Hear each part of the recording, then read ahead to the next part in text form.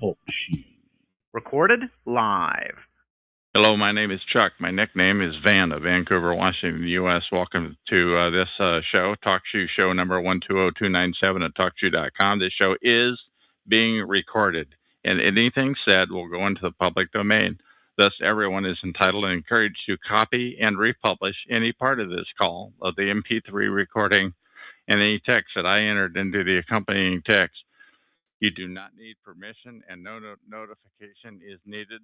To find more of these public domain audios, go to the top right corner of any TalkShoe.com screen and search for Vancouver or show number 120297, or click the top left Live Now button to see which show is presently underway. The time out here on the west coast of the U.S. is 10:40 a.m. on Friday, June 8, 2011. This is episode number 3001. I have on the phone with me Loco in LA, and can you hear me, and how are you today? Yeah, I can hear you, dude. That intro's a little long. It's 10:40 p.m., not a.m. I'm sorry, thank you. 10:40, yes, 10:40 p.m. on 12:40 a.m. in Louisiana, East Washington. All right. Anyways, I just wanted to say I couldn't use my PIN to log in under Loco in LA because it's being used in another call right now, which is not, whatever. Yeah, no, I have a question for you. It's pretty informal, but... I might have the answer depending on what's the question, but I'm not giving you shit. I gave you totally... so much information before, and I had to learn new trends all over again. Totally understand. I have a question. It's up to you. I appreciate but you had me remove 3 calls that we did, and dude, I'm asking... Keep harping on that. Like, you talk about this shit every time I see you. Like, yes, you removed my calls from your show. But it's in the... But this is in the... This is in the recording, and it's never been recorded. I've never had you on a recording. This time, I'm not going to remove it. And I'm just asking why you had me do that, please. Oh, because I wanted to. That's why. So. Okay. So what's been going on with you since those calls were in the fall of 2010, and here that was close to 2 years ago. What's new going on with you, please? Oh, same shit, different day. Nothing new. It's all the same shit, different day. You made the comment the other night that we're on different sides of the fence. What did you mean by that, please? I just mean like I said, 75-25, maybe 25%. So you think I'm? Go ahead. I give all these guests and all these people logged in. Maybe we might have 2 real people in here looking for valuable information. The rest of them are just fishing. I might even know at least one of them, or they might think they know everything about me. Huh. But so that's what I what's learned on about your these calls? It's nothing but fucking shills and phonies. A lot of shills and phonies on these calls at TalkShoe.com that are targeted individual oriented. If there's any real targets listening to this that's on this call, don't tell these people shit. Don't tell them a fucking thing. Don't get on these calls and think you can build trust with somebody and you can trust anybody from any of these calls with anything. You don't want everybody to know. I never did. Let's have some more on that, because I want to. I totally agree with everything. I'm sorry? I'm not trying to elaborate on anything. Okay. It's cut and dry. It's pretty cut and dry, and I am totally with Loke on that one. So what's been going on with you in the last year and a half since we've talked? My computer, I was reading this news story earlier. This is so funny because, like I said, it's real around here. Somebody, whatever. If they need to kick in my door and fucking shoot me, is what they need to do. If they're going to do anything, that's what they need to do. Anyways, I had put up a story earlier about this woman that was shot. There was car fire, 11 shots into a car, and it just fucking switched to a cab all by itself. Isn't it amazing? It's just I did that. But I mean, targeting-wise, in your life, what's been going on? Do you mind telling us? Oh, chemical warfare in many ways. So you're still being harassed? No, I mean, yeah, but it's went more back to overt. Like, not overt, but they think they're overt. I'm seeing fucking familiar faces everywhere. They just don't know how familiar they really are. Okay. And people are but so they think they're harassing, but it's not bothering you very much. Is that the size of it? Oh man, you know what? It's like, what can you do? What can you do? You know? So what's new with you? What's new in the last year and a half? I haven't heard your cheerful voice in a year and a half. I'm just curious, what's new, please? Cheerful right now. Figure of speech. Nothing's new. Yeah, I'm sure it might be real fucking cheerful for you. You could be getting paid real well for this conversation right now. I promise you, I absolutely have my... I didn't come on these calls for like at least a year, maybe more. I don't even know. I don't keep track of time. You know, I didn't come on these calls, and I come to one call 2 weeks ago and with my name and what did Guest 28 say? Never mind. I'll pull it up. Hold on, I'll pull it up myself. But whatever. Everything's muted. I come on these calls 2 weeks ago. You didn't have a show, and now all of a sudden you got a show and you're doing recordings again. It's so fucking obvious, man. Come on. I can tell you what happened. I can tell you that in January of 2012, my show got shut down. My show number 87161, but they left the recordings, and for 4 months, I logged in, I listened, and I monitored other shows. I did not have my other show. Let's pay attention here to the convenient timeline. Van first comes to talk to, 2 weeks before I got on talk to, and then and everybody knows my computer's hijacked. So I mean, me getting the links that I got that brought me here to start off with, I'm sure that's no coincidence because those don't exist. You got a show 2 weeks before I come here, and you're doing recordings, and then all of a sudden now you're doing recordings again. I'm just saying, I can tell you that. I can tell you what spurred me to start the show. What's been going on with your targeting? What's been going on? Tell me a little bit about yourself. Sure.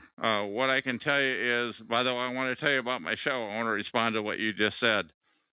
What happened was Renita had a great call up till about 3 weeks ago, and then all of a sudden she used to record, but all of her calls disappeared, and now she's under the thumb, it appears, of and her calls were really down to earth, and she recorded, and there were 5 to 7 great recordings, and now they all disappeared, and she's under the thumb of freedomschs.com.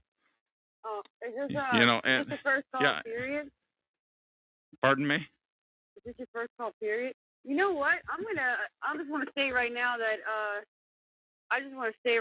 it is Saturday, June 9th at 12:47 a.m. in Louisiana. I'm looking at this catalog right now, and it says 10:53 a.m. So I don't know what's really going on with this, but where does it say 10? I don't see that 10:53 anywhere. I'm gonna go get off the phone, so I'm not distracted. Where does it say 10:50? LA, and I'm logging off at 12:47 a.m. Saturday, June 9th. And this is Chuck in Vancouver, Washington, and I show 10:47 in Vancouver, Washington, and I have restarted my call, but I wanted to continue. I may have lost Loco. She's certainly welcome to call back in and continue. But what happened was Renita's calls went away, which I was really upset about because they were so credible, because her calls were so credible, but they all disappeared. And that is what spurred me to restart my calls.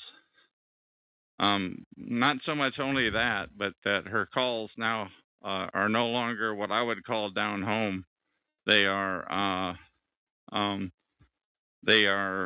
far-fetched. And Loco just typed into the chat room, chatgrabber.com, So you can enter chatgrabber.com and enter this call number 120297, and then select out this date, which would be the top one, and you can listen to this recording. That is the end of this recording. We're going to click the end button.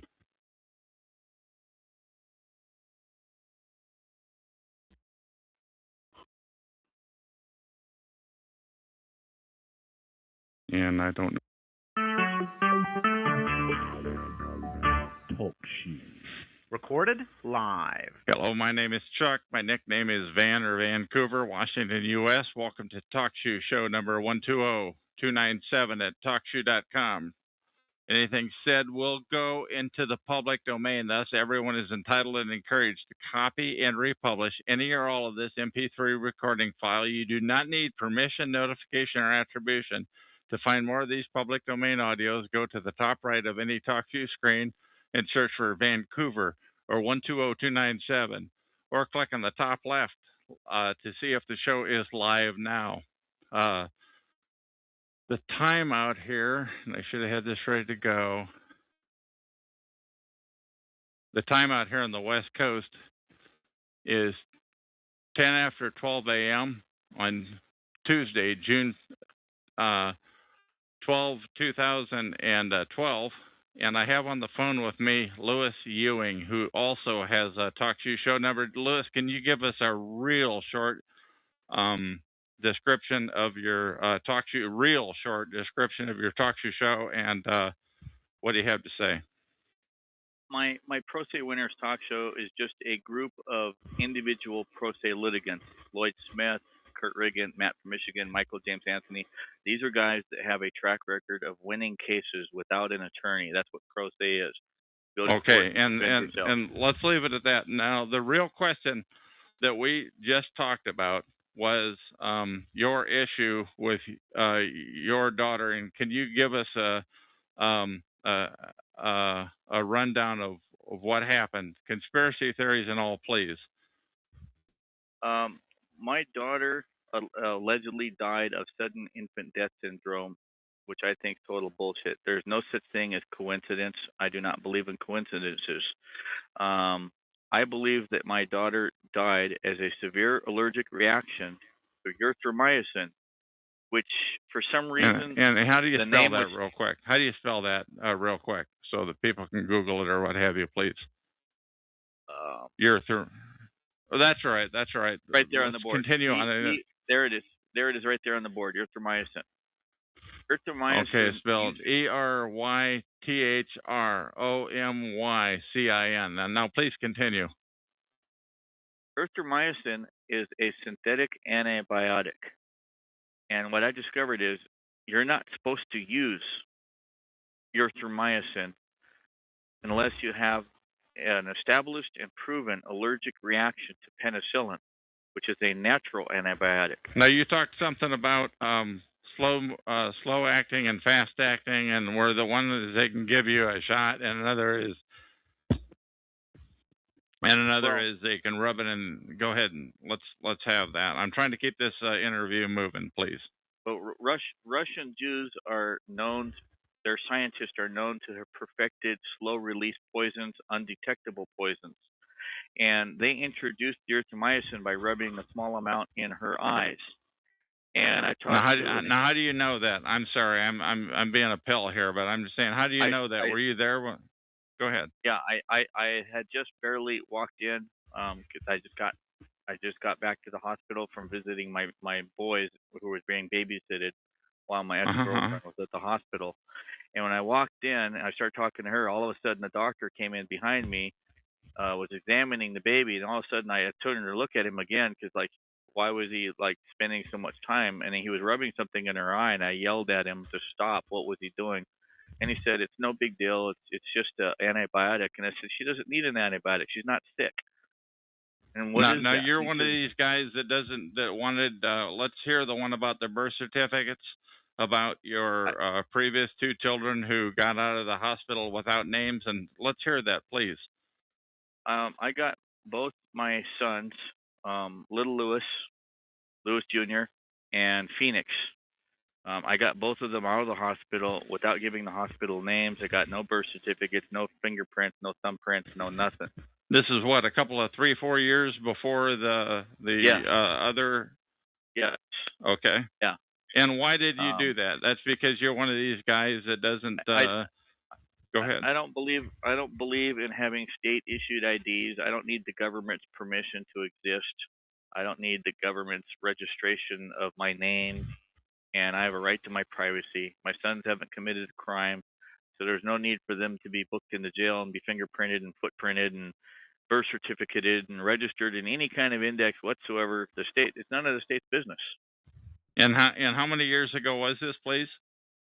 And let's not give any names. Let's not give any names of any hospitals or anything else. Yeah. She died. But how many years ago was this, please? This was on June 9th, just 2 years ago. Okay. And she died 29 days later, and her eyes were red. Her eyes were red and inflamed, and the hospital told us when she died, and so they were red and inflamed in the hospital, or when she died, please. From the day that they rubbed that stuff in her eye, her eyes wouldn't stop hurting. She always rubbed them, and then the redness. And she was just an infant. She was just an infant. The redness went away in one eye, but it didn't go away in the other eye. 29 days later, the hospital told us that she died as they believe it's a severe allergic reaction to anaphylactic shock. I mean, okay. And she died of anaphylactic shock as a severe allergic reaction to the erythromycin.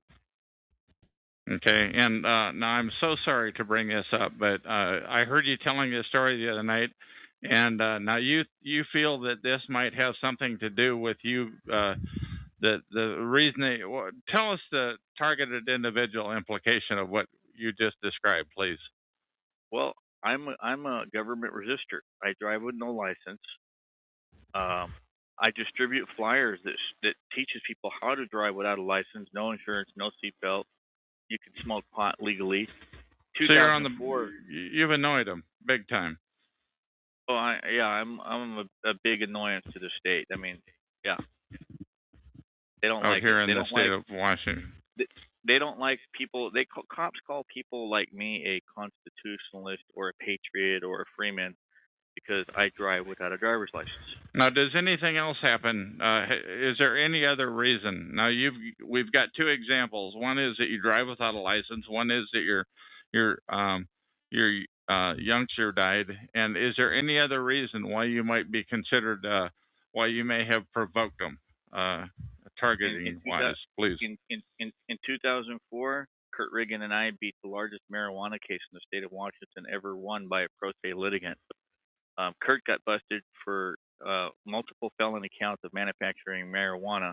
We're talking 166 pot plants, all over 6 feet tall, the best purple bud you'd ever smoked in your life. We beat it. Okay, we don't need. Okay, and any other reason why you might have provoked the law, please? Any other reasons? Because in their eyes, in their eyes, we practice law without a license. We are not attorneys. We are not members of the bar. We never went to law school, and they can't have that. They can't have people who are not members of the bar. Okay. Any other examples of things that you have done to really annoy them, to really get under their skin? State. I've stopped 4 major tax trials on 3 different federal circuits. Okay, now you're making some pretty big accusation that we're making. That I believe it was an accusation. Correct me if I'm wrong, but that we're talking about potentially they intentionally killed your daughter, or they did that on purpose so that it would happen sometime later. Correct me if I'm wrong. No.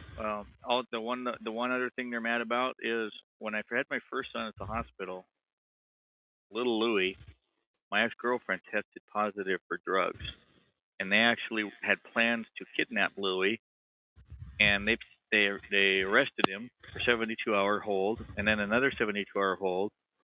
they tricked her into signing away her parental rights, and then they took our son, down to what's called a PIC facility, where How do you spell I that? just P-I-C? How do you spell that, please?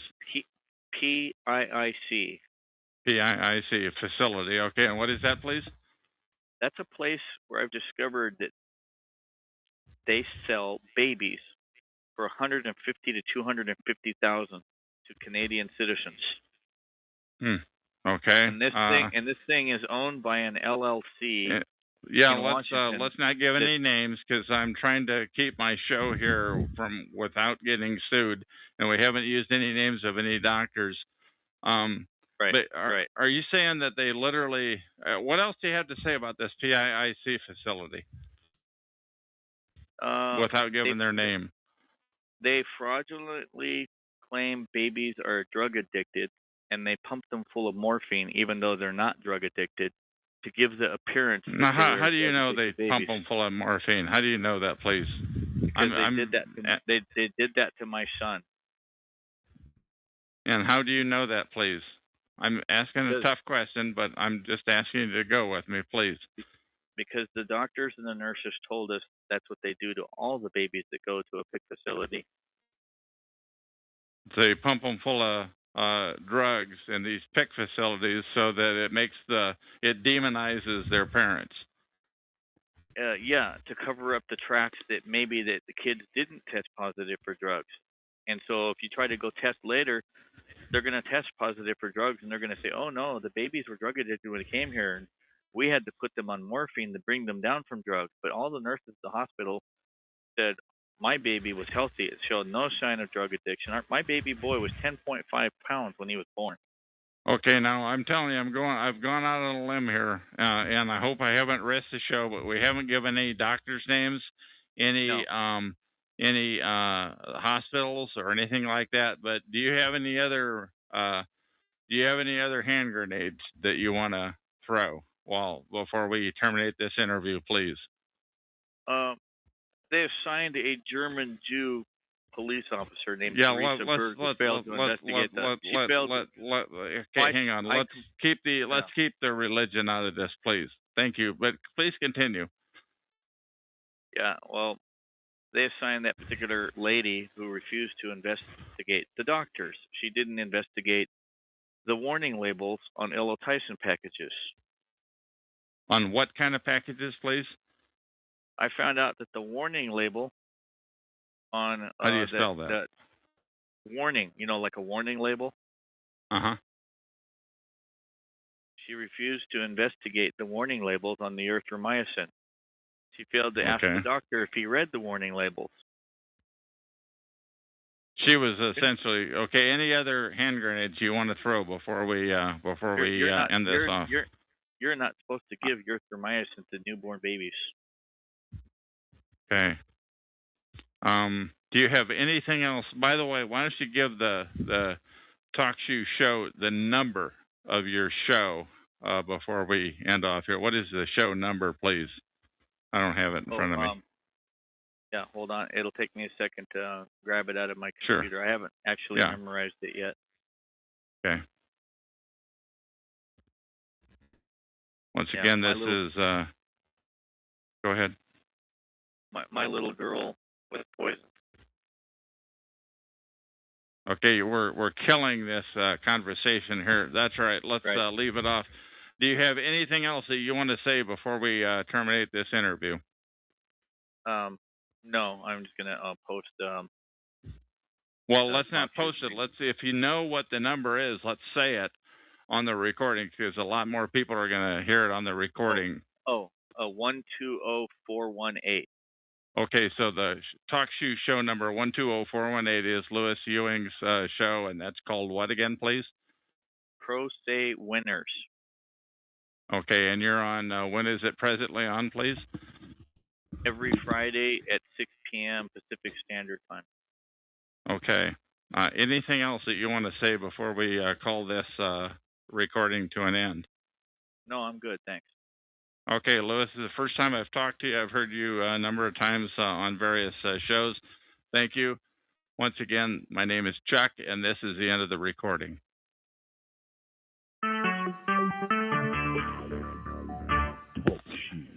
Recorded Hello, my live. name is Chuck. My nickname is Van, or Vancouver, Washington, USA. Welcome to TalkShoe Now, TalkShoe.com, show number 120297. This show is being recorded, and anything said will go into the public domain. Thus, everyone is entitled and encouraged to copy and republish any or all of this MP3 recording file. You do not need permission. No notification or attribution is necessary. To find more of these public domain audios, go to the top right corner of any TalkShoe.com screen and search for Vancouver or show number 120297, or go to the top left live now, click on that. The time out here on the west coast of the U.S. is 4:25 p.m. on Thursday, June 14, 2011. I have on the phone with me Puri Dealana. We haven't spoken since December 25, 2010. How's it going? It's going pretty good. All right, and so you called out of the blue. What inspired you to call in, please? Yeah, I just had a feeling that you'd be on, and I was correct. You were on, so and I haven't gotten on TalkShoe in ages. So now, are you still living down in the panhandle of Florida near Elgin Air Force Base? Relocating. You've relocated. But yeah. Okay. Now, we were talking about this interview number 1067 on TalkShoe call number 87161 that we did on December 25 of 2010. Mm-hmm. What do you have to say about that? Oh, well, I haven't been messed with those aircraft quite in some time. So no, that incident, they stopped doing that. At least to me. Those are drone aircraft, small drone aircraft that were unmanned, dark green, and they were actually engineered by an off-branch of engineering students that some of them intern at a corporation called Suns Microsystems, which is a computer technology system. How do you spell that? Suns, S-U-N-S? How do you spell that, please? Microsystems. Oh, Suns. S-U-N-S. Like okay. Suns Micro, M-I-R-C-O. System, okay. S-Y-S-T-M-S system. What else do you have to say on? Okay, you were talking and doing so great.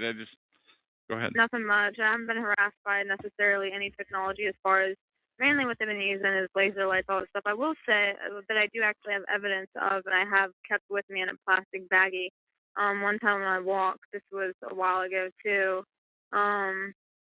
maybe about a year ago. I don't know.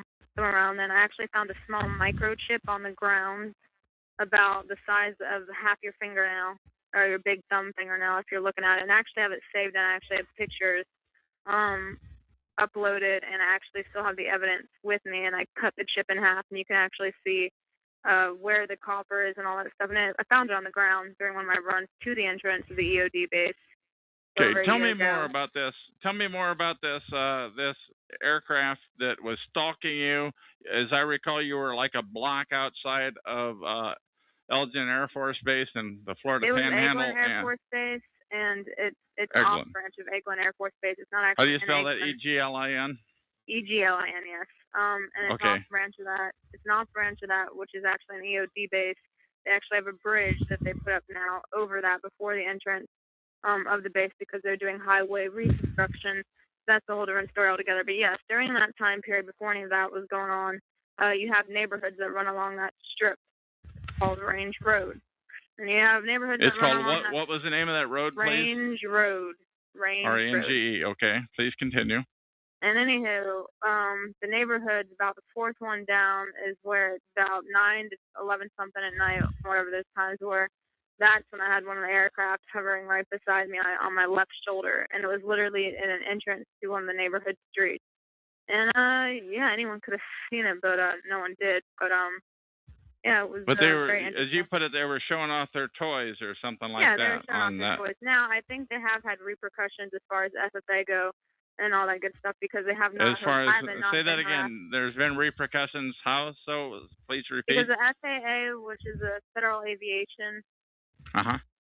So that's why I think they've kind of shut those down. I haven't seen any of those types of aircraft or drones or anything like that being shut off. Now I have seen laser lights from those previous incidences. That hasn't happened, but more in the future they have had different types of laser lights shown. But other than that, no, I haven't been really harassed in that manner, and I've been once I kind of left that area, it was pretty good. Besides the people trying to come up to me and ask me, you know, people that I know weren't necessarily that good for me, trying to come in and find things about me. Like, for example, I was with someone of special ops, and I'm like, well, why would someone like that want to be with someone like me? Not to say I'm like that boring of a person, but at the same time, you got, you know, I know there's people and they got better things to do. And so for someone to make that decision, I knew that I was being watched, and Sure. intel was assessed. And the guy even said he was in intelligence, and I'm like, oh, fucking great, because they're in unit. Special ops, you happen in unit, a group of 12 people to one group. However, that doesn't happen. It's usually 7 to 9 because they're short-handed, and you have everyone that knows all the basic knowledge. But at the same time, you have everyone in the group that's specialized. You have one intel person, one weapons person, one communications person, and so forth. So you have like Echo, Fox, all that good stuff. But you weren't just something the cat drug in. Your dad was Air Force officer or something like that, as I recall, or what? Yeah, I won't give what was the deal? on that. I won't give it too much information on that because I don't want to drag other people into it. But yes, it was a pilot, to say the least. But yeah. Okay, so that might be one reason why they're stalking you. What would you call it? Stalking, surveillance? What do you call it? I would call it surveillance. I mean, I had been left alone for a while. I do consider myself a psychic, and I do think that has something to do with it. I have been approached by military before at a metaphysical event to literally ask me questions come out of nowhere. I was harassed one time at a metaphysical event a few years ago by a man and a woman, both in their middle ages, both Caucasian but not pale. One was 6 foot. The woman was like 5'4", 5'5" maybe. She had dark brown hair, almond eyes, and the guy had like gray bluish eyes and dirty blonde hair. And they boxed me and they started questioning me. They came out of nowhere, and he was asking. They boxed you in on the road in your vehicle or on foot? In the metaphysical event, when I was the metaphysical event was inside, so I was actually with 2 friends, and we were just having a fun, you know, time, whatever. So here we are. You were down in Florida, and they had some metaphysical event down there. Was that primarily they have one every military year. related, or what was it? No. It's a metaphysical event. It's like not military related whatsoever. It's a metaphysical event, which means you have things like alternatives such as Reiki and stones and psychic readings, aura pictures, people that make jewelry. I mean, a bit of everything. Now, do you believe in all that stuff and those psychic readings? Do you believe in all that stuff? Okay, let me put it this way: you have like any field, you have the genuine people and you have the con artists. Believe me, there's a ton of psychics out there that are full of bullshit and con artists, and there's also some really good ones. I know ones that work with FBI. I know ones that, you know, have nice jobs and do what they do. So believe me, there's really legit ones out there, and then there's ones that are full of shit. And it's just wading through all of that. And you got to think about it like this. Everyone has the ability to be quote-unquote psychic. That's not knowing what number from 1 to 10 you're going to pick. It's a lot more complicated than that. But, for example, you have kids that play soccer. A lot of people can play soccer, but it's to what degree? So you have kids that are playing soccer recreationally for fun. That's one thing. Then you have people that are on the varsity team, so they're a little bit better. Then you have people that are on the college team, a little bit better. And then, of course, you have the professionals. So okay, but we're getting into the psychic thing. So, yeah. Some of it might be. It's the metaphysical event. The metaphysical festival has a lot of different people. It brings a lot of different people together. How many people were there? 100, 1,000? How many people were there? I would a dozen? say definitely a few hundred. At that time. So, like I said, it's a pretty. And what city was this in? What city is this in? I won't say what city, but I will say that it was in Florida at the time. And how did you happen to be invited to it? Do you mind telling us? It was an Once again, this is a public domain interview. This is public domain, unedited. Anybody can have it. So it's up to you on what you want to disclose. Yeah, this was an open venue. You had to pay, but it was an open venue. Other than that, so anyone can get in. Now, some of the other ones I've been invited to other metaphysical and psychic events, which you cannot just be invited in. I mean, you cannot just come in. You have to be invited in. Premier groups, if you want to call them that, for lack of a better term. Now, why do you suppose you were invited? Because it's fairly well known, I'm guessing, that you're a psychic? Yes, partially. However, I don't do readings or anything like that. Now, at that time, years ago, no one knew really what I did besides my family and a few close friends, and even then, people only knew if I like did a reading on them. But I wasn't. I still don't do readings for the general public. I go up to people and tell them what they need to tell them, but I don't put my name out there, so to speak. But anywho, these two people, my friends were getting their aura pics done, and I was standing by the white table waiting for them.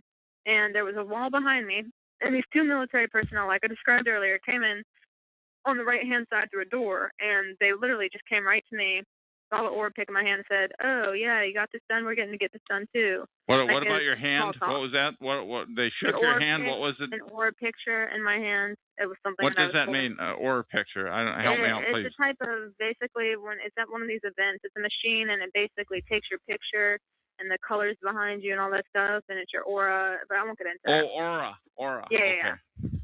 So anyhow, Okay. I just did it because I knew my friends. You know, I wanted them to have a good time, whatever. So I got that done. I was just waiting for them.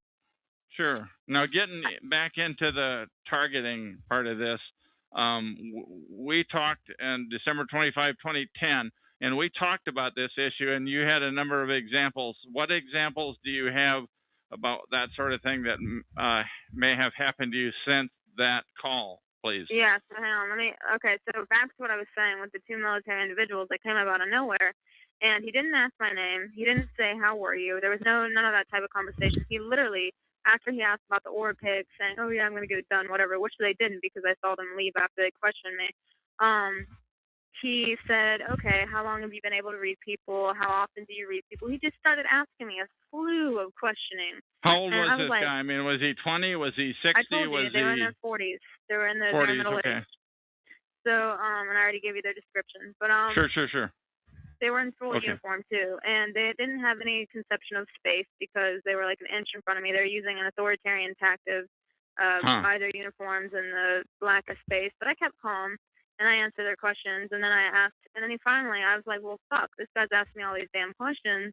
I need to ask him back. So I was like, okay, well, he was like a captain of ranking of some sort. I don't remember, but I asked him point blank, since he was asking me all these crazy questions. I said, well, then, with your abilities, you know, do you manipulate your soldiers to do things, basically? And without hesitation, this guy said point blank. He told me straight up that, of course, yeah, I manipulate my soldiers, da-da-da-da-da. And I was like, what the fuck? And then, you know, after that, he walked off and disappeared. And the woman didn't put say an end to anything. that conversation. Yeah. All right, and that was how long after December 25, 2010, when you and I last spoke, please? Do you recall, or is that open? I want to say that was maybe March of actually, maybe that was before. I'm not sure. I'd have to go look back in my log. No, it's okay. That's okay. It was in the first quarter. But I will tell you that lately, like I said, the only thing that's happened lately from previous to now would be the microchip that I found that I still have. And you mentioned that microchip off the air. Why don't you briefly discuss that and how you think it applies, please, on the tape here? Microchip I found when I was actually jogging, and it was before I got to the base, and it was actually like covered to where it looked like it would be just dirt, but then I saw, it's kind of shiny. So it actually has, it's like I said, very, very small, like half of your big fingernail if you were to take it. It's round, it's circular. It had a brown strip that went around the circumference, and then the top was like a copper color with 3 rings. And then when I cut it open, you could actually see the green chips on the inside with the copper wire running through it. I actually have pictures, and I also have it, like I said, still in a plastic bag. And at the time when I was dating this, whatever you want to call it, special ops person, they were special, all right. No, just kidding, special ed. But no, I asked him. I actually showed it to him, and I said, well, can you tell me what this is? And he's like, yeah, it's like a chip of some sort. And well, I said, you know, well, what is it? Who can I send? And he's like, I really don't know. Maybe you should send it to is it CID or DIC or something? Basically the Army equivalent of investigations for these sort of things. Of course, because they were Army. But it was just retarded. I was like, really? No one knows what the fuck is this? So, I mean, everyone knew it was a chip of some sort because of the holes and all that, but no one knew. Didn't look like it came out of your average PC or anything like that, huh? No. I mean, even he didn't know what he was, and he was a weapons expert, but turns out these people don't do the same thing. They don't even pick out their damn bullets anymore. They have people in the, like, it used to be the snipers that pick out their own bullets and all that, but now they actually have people that specifically their job is to pick out the certain types of bullets for the soldiers and all that. So times have changed with what people have to be knowledgeable of and what they don't. So it's quite interesting in that respect. So what else may have happened targeting-wise since December 25, 2010, when we last spoke? Just random people coming up to me. You know, even the house I'm moving into, it turns out FBI used to live there. And I've had other types of interesting individuals come up to me, whether they are military, whether they, for example, one of the other people I knew, I met him randomly, and turns out his step brother is really high up in the DOD, which, if you don't know what that is, it's the Department of Defense. And he was talking about all this different technology and how they have a satellite, and how his step brother actually let him use one of the satellite things because he was an aircraft mechanic, and let him use one of the satellites. So some aircraft mechanic is got access to a satellite, or what's that about now? Well, yes, because his not access to it necessarily, but his stepbrother let him play with it for like not that long. I mean, just like for one thing. I mean, they were watching him when he was doing it, but it was a satellite basically because he's like, okay, stepbrother, who was like one of the high people up in the DOD, and the guy was like, okay, well, how good are your satellites? And the stepbrother's like, well, I can show you how good our satellites. And he's like, what do you want to see? And he's like, if you could view anything, what do you want to see? And he's like, my next door neighbor's house, which was kind of funny. And so they actually zoom in not only to the next door neighbor's house, but they can zoom in to the driveway, to the car, all the way to see the plate tags clear as day. So the technology they have is quite amazing, and what they haven't released out to the public yet. And just all these people, some of the high-profile people that I'm running into is like uncanny, to say the least. So it's kind of being wary of that, I guess you could say. Now, your parents were your father, I think you said, had a high-ranking position. Do you think they did anything with you to give you special powers, or do you think it just? No, I don't think that. I think it's just the way it is. My aunt was very gifted in that sense. I think it's not. There's no rhyme or reason for it, at least as far as I know. But no, I don't think they did anything as far as that goes. Okay, and now I've seen you around maybe once or twice, hardly to believe, since you quit hanging around here in early 2011.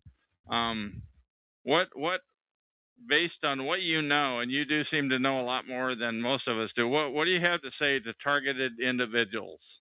What do you have? What advice do you have to give, please? Well, keep strong, know your sources, document. If you want people to believe you, you better have good documentation. Keep all the evidence, document from times, all that. Don't let it get to you. I know people go crazy, but really, you need to build your own strengths and your own networking community. The more surface area you can cover and the more public you make yourself, that's having the right friends, having the right family, and really getting support. I mean, not going crazy with it, but just letting them know you're okay. You have to have a lot of these people, they get themselves in bad situations because they're unemployed. They're kind of just staying as a hermit, which fine, but you're also letting yourself access to easy target, because people are less likely to mess with you when you're out in the public eye, because people are going to see it. People are going to note it. Like, for example, if you you abducted someone that had no contacts, no one might call in a report until 3 weeks later because no one knows that person. So They don't know that Bobby is missing. Whereas if you have someone in the community, goes to work every day, eats at X restaurant, sees family or grandma every week, and that person doesn't show up, you better believe that there's going to be calls within the hour or something pretty fast. So but in your case, you've definitely been targeted, but in a different sense. You've had like highfalutin intelligence sources asking you questions, and they don't always identify themselves, I guess. Is that right? Well, to an extent, I think some of them identify themselves, and most of them are pretty blunt. It's knowing, at the end of the day, you just got to know that everything you say is public, and that you got to be okay with that, and you got to don't have any dirty laundry hanging out there, and you won't really have an issue. The thing is the truth definitely is helpful, and if you can be blunt and honest with these people and say, hey, this is what it is, this is what it isn't, and know when to shut a conversation off with these people and just walk the F away, then you're gonna be fine. Really, you will be. And I don't. Even if you have a lot against you, it still doesn't matter because there's a lot of people in history. Take, for example, Harriet Tubman. She's the honest. She. What was that name again, please? I missed that. Harriet Tubman. Harriet Tubman. Okay, do you mind spelling that, please? Harriet Tubman. Remember the slave that underground tunnels? Okay, all right. Anyway, go ahead, please. But what I'm saying is, one, she went against the tide. She was a woman, she was black, and she freaking let slaves, she helped them escape to the north, and she was a spy. People don't know that a lot about her, but she was actually a spy. So she did all these things against the common societal norms. So at the end of the day, it's just all about what you believe you can do, no matter what the majority of society is thinking, because quite frankly, that just does not matter overall. And that's the advice that I have to give to PIs. Okay, now we've been on like 20 minutes. You know that this show is primarily about targeting and targeted individuals, TIs. Mm-hmm. And do you have anything else that you want to say to that audience, because they're going to be listening to this recording? Worry a reasonable amount, but don't over worry. The moment that you start going like super X to the 10th exponential power paranoid, you're just letting yourself fail, quite frankly. So I believe that you can have a healthy bit of anxiety, but don't let that supersede your own health benefits. Otherwise, you're just going to be drowning. So remain calm, unless you think someone's going to kill you, then, if you think someone's going to kill you every day, what's the point of living, quite frankly? Because then it's what is the point, I ask you? So, okay. Once again, anybody who's listening in, I encourage you to go to talkshoe.com, show number 87161, and find recording number 1067. It was recording with Pura Delana is her pseudonym, and it was very interesting. It talks about weird UFOs. And you know what was interesting, by the way, is at the end that was my last interview for about a month and a half. That TalkShoe shut down shows.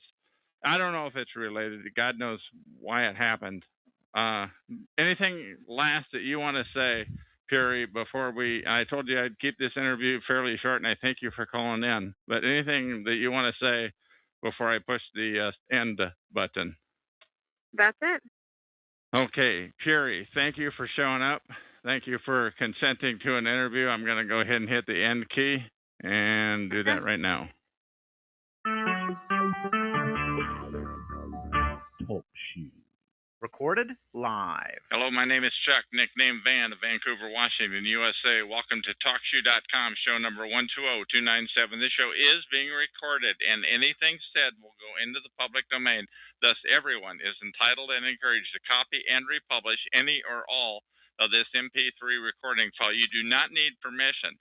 No notification or attribution is necessary. To find more of these public domain audios, go to the top right corner of any TalkShoe.com screen and search for Vancouver or show number 120297, or click the top left button to see if it is live now. The time out here on the West Coast is 5:05 p.m. Today is Tuesday, June 19, 2012. I have with me on the phone right now Jeff of Chelsea, Massachusetts, and he is going to interview me, and I'll leave it open the door. How are you, Jeff? And the ball's in your court. Not a problem. It's the first time I ever interviewed somebody, and though I don't have my own show, this will be like me having my own show, and I'm going to interview Chuck from Vancouver, Washington. Chuck, how are you doing? I'm hanging in there, and I'm looking forward to this hardball interview. I've interviewed you a couple of times on my old show, number 87161 at TalkShoe.com, but this is the first time on this show that I've been interviewed. Okay. Now, sorry for the long answer. No, that's fine. Let me start off with the basics. And another inspiration I have is I might reread some or all of the questions I talked about in the chat room to get it on recording, though, so people can think about it. But first, we're going to start off with the basics, the roots. Everything in life has roots. Trees have roots. And when you're looking at a problem, you always have to get to the root of the problem. So, Van, do you think your gang stalking was a result of the workplace, and what kind of work do you do or used to do? I used to do computer type stuff. I was workplace mobbed. I do believe that my mobbing or harassment precedes that by many, many years. I do believe it runs in the family. I do believe that cousins are, in other words, I believe it goes potentially, in my case, my gang stalking and harassment may go up to the grandfather level. Wow. I cannot prove that. They don't send you registered letters about that. I'm just guessing. I've seen certain incidences in the family that I believe that's the case. Wow. I figure we at least established the foundation and the workplace mobbing. And so forth, because once people know the testimony, because there is always a common thread among people who are gang stalked, and I'm not going to ask you for dates and so forth, because that would be irrelevant. You can ask anything. The worst it's going to have, you can ask me anything, say anything, do anything. I know. But no, that you feel like. All I can do is say no, thank you. No problem. So what kind of things happened to you when you were workplace mobbed? Happened later on, like within a year before I left. People, I would say 2 or 3 people were always in my area, in a harassing, and I didn't put it together. A couple of people that I worked with were involved with it. Once again, I didn't put 2 and 2 together. That's actually the first time I've ever talked about that situation. And they would deny it. I'm just telling you, one thing that you learn when you are harassed is that it went back before you started to think about it, and I didn't really start thinking about the harassment until they went quote unquote overt. In 2000, in like April of 2006, but now I'm talking about 1997. That it may have gone that far back, and also there was time back there in the 90s where I had a cop living across the hall from me, where I lived, and just recently, a few months ago, I moved from a place that had a cop that lived right next door to me, and the guy before him died in the apartment, believe it or not. So when things like that start to happen, when odd incidences, let that raise the red flag. Maybe you're marked. Maybe something is going to come later. I'm giving you long answers, but please continue, Jeff. No, I'm listening. But okay, now you say that this goes back to your grandfather. Was your grandfather? Possibly. I say possibly. I have no. You're not going to get a registered letter. You're not going to ever know for sure. I know. I mean, I'm not 100% positive of how it happened to me, but I have ideas, and the video gang stalking on BMO. That guy is right on. But my question is, do you think your dad or your grandfather was part of a politically incorrect group, whistleblowers, angered the wrong person? The usual stuff. You just don't know. And by the way, I do want to respond to the one that Jeff was referring to as http://vimeo.com/18103-517. That's a 20-minute audio video. I have never talked to the guy, and I just gave that so people can listen to that. Anyway, I don't know why. I just heard so many times in answer to your question. I don't know how how it comes about. It just when you become marked, You know. you don't know it right away. You do finally catch on, but if it starts to happen to you earlier in life, uh, things that used to happen, they they catch up with you after a while. It's not necessarily anything I did wrong. If it's something that happened uh, a couple of generations ago, I would not know. It's not anything that I did to bring this on. I think that's important for TIs, for targeted individuals, to understand that it's not necessarily because you did something wrong. Oh, okay. Because I figured they'd be talking the dinner table, stuff like that. But and anyways, let's go forward. Sure. When you became overtly stalked, were you able to find a regular job afterwards, or do you work mostly for yourself? I was already working for myself when I became overtly stalked. That's when they really went overt in April of 2006. But they had actually started like maybe a couple of years earlier than that. The weird things started to happen to the point where even the woman that I was living at just wanted to argue about it. Well, people argue anyway. It's just a weird thing started happening. Things that happened. I was living in my RV at the time. I had to like move the RV like regularly. When things like that start to happen, that's something to think about. I had that RV parked in like 4 or 5 spots, by the way, and just something to think about. When those types of things start to happen, it might be a clue, and just wake up to the fact that maybe there's more to the story than just bad luck.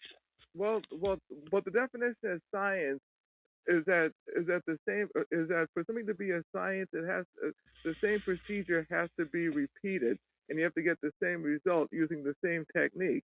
That's science. So when a person's being really gang stalked, you know it because there's a whole bunch of people doing the same thing, using the same tactic, getting the same result, which is driving you batty. And the gang stalking, though, per se, what I would call it, they went great guns back in April of 2006. The dogs came out. I mean, it was happening at the store like 4 to 5 different times at the store. It was happening when I go to the video store. People prior to that, people pulling out in front of me all the time. God, it was to the point where they call it sensitization, I think. Yeah. Where, honest to God, people who would be riding with me in my vehicle would make the statement, "Man, you are so careful of a driver." Well, the reason I'm careful is because people are pulling out in front of me, and you just think that's the way it is. Oh yeah, you were getting the verbal sensitization. I get more of the visual sensitization, but it's still the same thing. It's to sensitize you to a certain stimuli, and then when they do it, it's basically we're keeping an eye on you. So that's.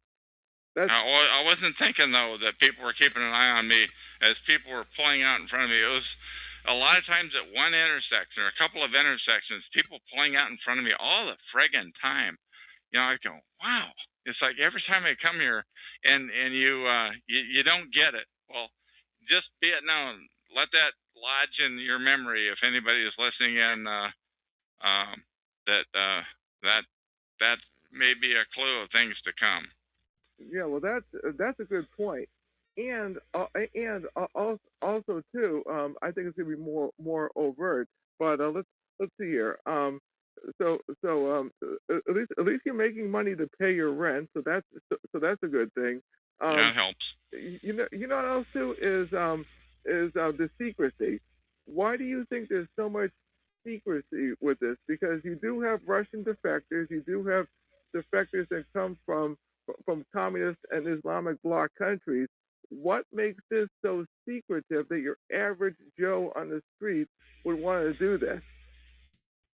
Yeah, I don't know. I've only known.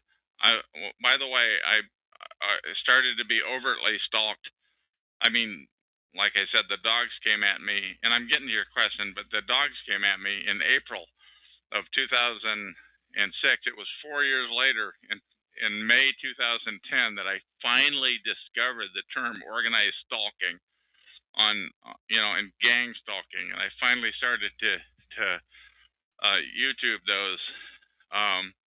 So I've only known about this issue of organized gang stalking for 2 years. So yeah, absolutely, it's a secret.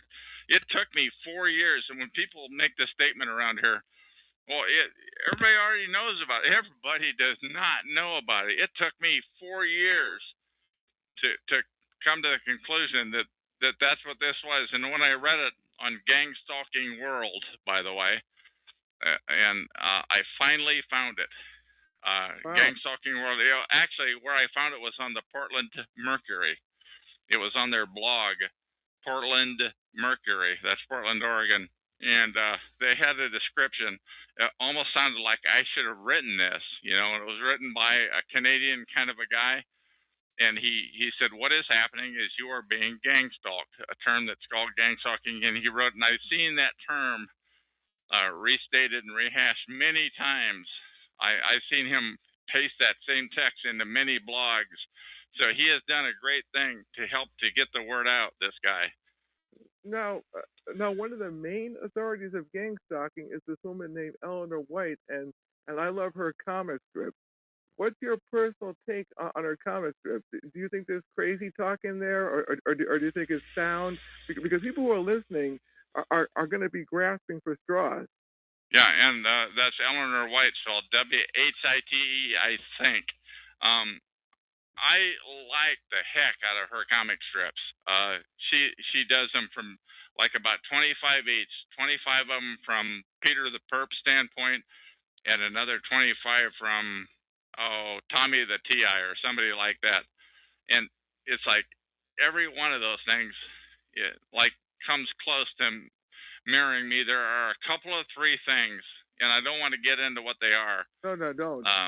Because I try to avoid the far out talk.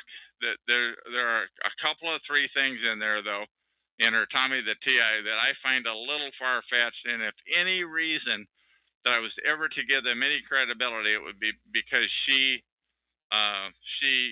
took the time to put them in her comic strip. That, honest to God, that's the only reason that I would ever, they're so far fetched. But that's only 2 or 3 of the 25 strips. The other 25, it's like a textbook on perping. Peter the Perp from the Perp standpoint, and Tommy the T.I. from the T.I. standpoint. They're pretty good.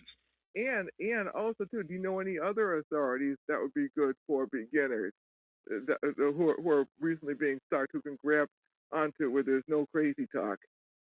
I don't know. I don't know. The only thing regarding the crazy talk, let me just address that for a minute. If it doesn't, to the people that are out there listening, and they're going to hopefully be listening to this in 100 years, that this is public domain and it is yours. You own it. Please republish it in 100 years. But the people that are listening to it, if it's not happening to you, if it sounds wacky, it probably is. That's been my personal observation. Everything that happens to me is completely explainable. I have never found anything that I can't visualize from a realistic perspective as being real. I mean, from earthly, let's put it that way, something earthly. No, none of this wacky, woozy, far out stuff. Now we'll start nailing some of the questions I asked in the chat room, and now we will begin with, you've heard of Leon Trotsky. He worked with Vladimir Lenin in communist Russia.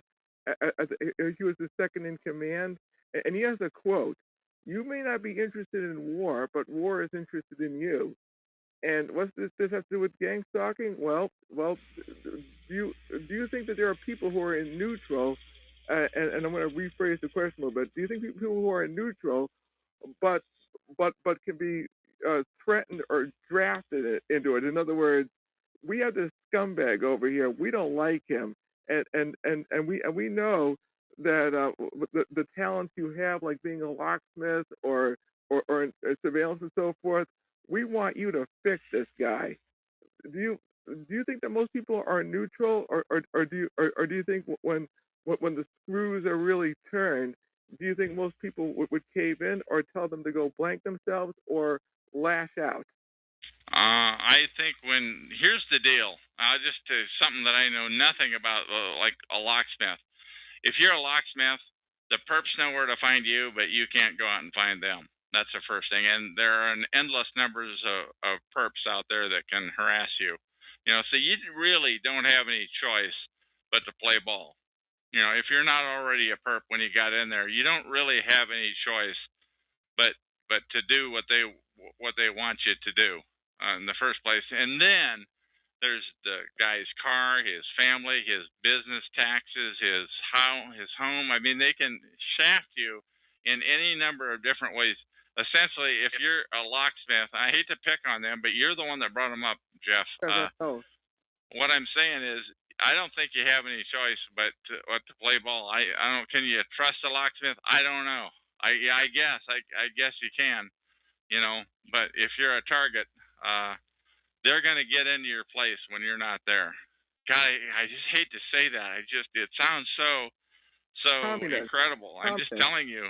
They want you to know that they've been there. They'll leave stuff behind. They'll move stuff around, so they, in my case, the last place I live, I don't smoke and I never have. I don't smoke There was either. a cigarette butt one time in the unsmoked in my restroom. They wanted me to. They left it there. They wanted me to know. God, I flew off the. I saw that in there. I mean, I was really annoyed about that. I walked around spitting and cussing, and I was really ranked about that. But that's the effect that they wanted. I almost called the cops. I almost did. Because my place had been, and I didn't do it. And it's now that when I got into once I understood after May of 2010, once I understood about this gang stalking thing, the last thing you want to do is ever call the cops. The last thing you ever want, because they're going to say, you sound crazy, we need to send you to the funny farm, and they'll come and haul you. I really, that's never happened to me. But I have heard about it enough times that I believe it. So it's a good thing I didn't call the cops about it. Never ever call the cops if you're a TI, if you're a targeted individual. No, there you go. No, this gets better. Basically, I have another question here too. Sure. Is why don't people think critically when they get any gossip on someone, or when a person receives gossip, why don't the average sheep take the bogus information at face value? That's a good one. God, I can't wait to answer that question. Yes. There is this guy here, and I'm not even going to say his name. Don't. That he's a perp, and he's got a show here on Talk Show about perping. Oh, we're so misunderstood and walked on and all that, he's one of the disinfo agents. But this one time I logged on to his show as a guest, and I'm just listening to him talk, and he took like 5 facts about me, and he distorted every friggin' one of them. And he did that by adding information, by leaving out facts, by distorting, it's just like 5 completely different lies, about me. Pardon me? It's called spin. Yeah, 5 kinds of spin. So I don't know why people, and they were good. I'm not sure if he took a class, if he got the talking points from somebody, an expert who took the class. I'm just telling you, it was totally, I'd heard that before, that about the spin about people, but it was never about me. This time, those 5, it was just like rat, tat, tat. And I don't think he knew I was listening in as a guest, or I don't think he'd have done it, but he showed me their hand. He showed me the perp hand when he did that. It was incredible. And even today, he plays so innocent, And that's the thing about the perps and many of these shows around here is they play so innocent. Oh, they hurt. Oh, I can't believe you're saying that about Chuck or Van or whatever you want to call yourself now. Oh my God. How could you call me a perp? That hurts, man. That really, I'm telling you, he's acting. Wow. Now, because you see, I know our school system has dumbed down the generation of children, but even older people are in on this, and that's my main question, which is about thinking critically and being able to discern the BS from the truth, and calling people on their gossip, because not all gossip is true. I mean, a lot of gossip. I mean, Bruce Lee said, "Believe half of what you see and none of what you hear." And I always go by that medium when somebody says something about a person. I keep it in the back of my mind and see if there's a second and third witness and see if there's concrete proof. That's how investigators do their investigating. I mean, what? Sure. I mean, the one thing, I mean, I concur with you there. Yes. But one thing that is totally amazing, because I spend a lot of time on TalkShoe.com, Yeah. where we are now. You're interviewing me, and we're using their resources. But I spend a lot of time in the chat room and listening to the conversation, and I just see guests coming in all the time. They don't even have a login name, and that's fine if the show host wanted to enable that feature. They just have a guest. But I have seen guests, they log in like in 2s and 3s, and they slander somebody. Usually if they're slandering somebody, you know that person is probably a target. Yeah, you're right. There's a reason why they're doing that, and they're mobbing. They're mobbing up on them. And I'm not sure where. I guess it was that here's just a plain old guest making comments, and they sound so good. A troll. Yeah, they're trolls or whatever you want to call them, but they're slandering and they're mobbing. Yeah, it's incredible, and it never ends. No, here's another good one, which is this inspiration actually came to me. It's not in the chat room, which is a person can be sued for slander. Means something you say about a person. Let's see here. Libel. Yeah, libel is something that's written. Aren't the perps and the handlers afraid of getting their pants sued off of them if that perp or victim is able to prove that he's not all the things that they say? At the very least, to open themselves up. I don't think they're worried about it at all. From what I've observed here, when I've been, I spend a lot of time on TalkShoe.com. From what I've observed here, anything goes. Pretty much it's up to the host to mute somebody if they're out of line. And I have seen usually it's guests, but even the people that aren't guests have a pseudonym login, so it could be J Doe or whatever, and type stuff. And not only that, but people that know how to circumvent this system on TalkShoe, there can be 3 or 4 J Does. So, I wouldn't recommend. I don't know how to do it. I don't want to know how to do it.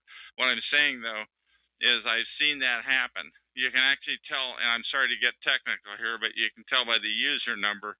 I've not seen that the user numbers would be different, but most people aren't going to know enough to look at the user numbers. What I'm saying is that you can be a guest or you can be a login. Is very rare that somebody uses a real name. So pretty much anything goes here. Yeah, I'm just throwing that out there, and I'm not even talking about TalkShoe. I'm talking about just on the street and workplace mobbing and that kind of stuff. Just like the guy on BMO. I don't even know his name. In fact, I mean, the guy's good. I mean, and basically it's a video to help explain and expose a form of torture known as gang stalking. But anyways, I'm gonna get back to these questions because I really nailed some really top-notch questions out there that would benefit the people. Right here. do you think a lot of perps are drawing a paycheck or some kind of perk for perping? I don't know. I think the higher level ones probably are. You know, you can kind of tell who they are after a while, but you can't prove. You can never prove it. They generally drive fairly nice vehicles. I mean, the higher the ones at the higher echelons. I don't know how that works, but the one thing I do want to say, let me just say this little commercial for myself. This is Chuck. I'm on TalkShoe.com, show number 120297. You can find me there. You can find these recordings there. But I want to record. I want those perps. I want anybody, essentially TIs or perps. This show is about organized gang stalking. I do want to interview perps with real voices, not in the chat room and not with voice changers that are calling in. I'm talking about with a real voice that's not phonied up, because I already give up on the fake stuff because they game the system. But when they have to use their real voice, it's a little bit of a different deal. But I want to interview those people. I want people, maybe they went to the doctor and they know they have only X weeks or whatever to live. Yeah. Hopefully, while their mind is still working, they'll give me a call. I'm on here right now as of June 2012. I'm on here like every day for large chunks of the day and night. So give me a call, and if you push if you call in to this phone number that's on the screen, and let me interview you, it will be in the public domain and it will go live. Unlike yourself, because you hang out in talk show, I listen to a lot of Patriot radio, conservative radio, even a lot of mainstream stuff when I get a chance. But I've kind of cut back on it. But there's a pastor named Pastor Lindsey Williams who in fact worked on the Alaskan Pipe Project, and he was a chaplain to all these elite oil men. And what's this have to do with somebody dying? When you talk about somebody who has a few more weeks to live, the thought came to my mind, which is Pastor Williams and this anonymous person who is giving him information on what's going on in the world. So I figured I'd just throw that out there, because when somebody doesn't have too long to live, or so forth, or so old they're tired of it, they do spill the beans. When you're ready, anybody that's out there that wants to spill the beans, you call me if you want to talk about this issue of organized stalking or gang stalking. I'm the guy to talk to, as long as it's down to earth stuff, because I will not kill the recording if it sounds legit and if you're not gaming the system. There are no other shows out on that I have seen on TalkShoe that TI, the targeted individual shows, that most of them are not legit. They're under the umbrella of FSCHS, and they're illegit. They're against targets. What I'm saying is you won't get a legitimate opportunity to be interviewed, to spill the beans. And not only that, but what will happen is perps will call in and disrupt the call. They'll start doing it in the chat room. It's incredible.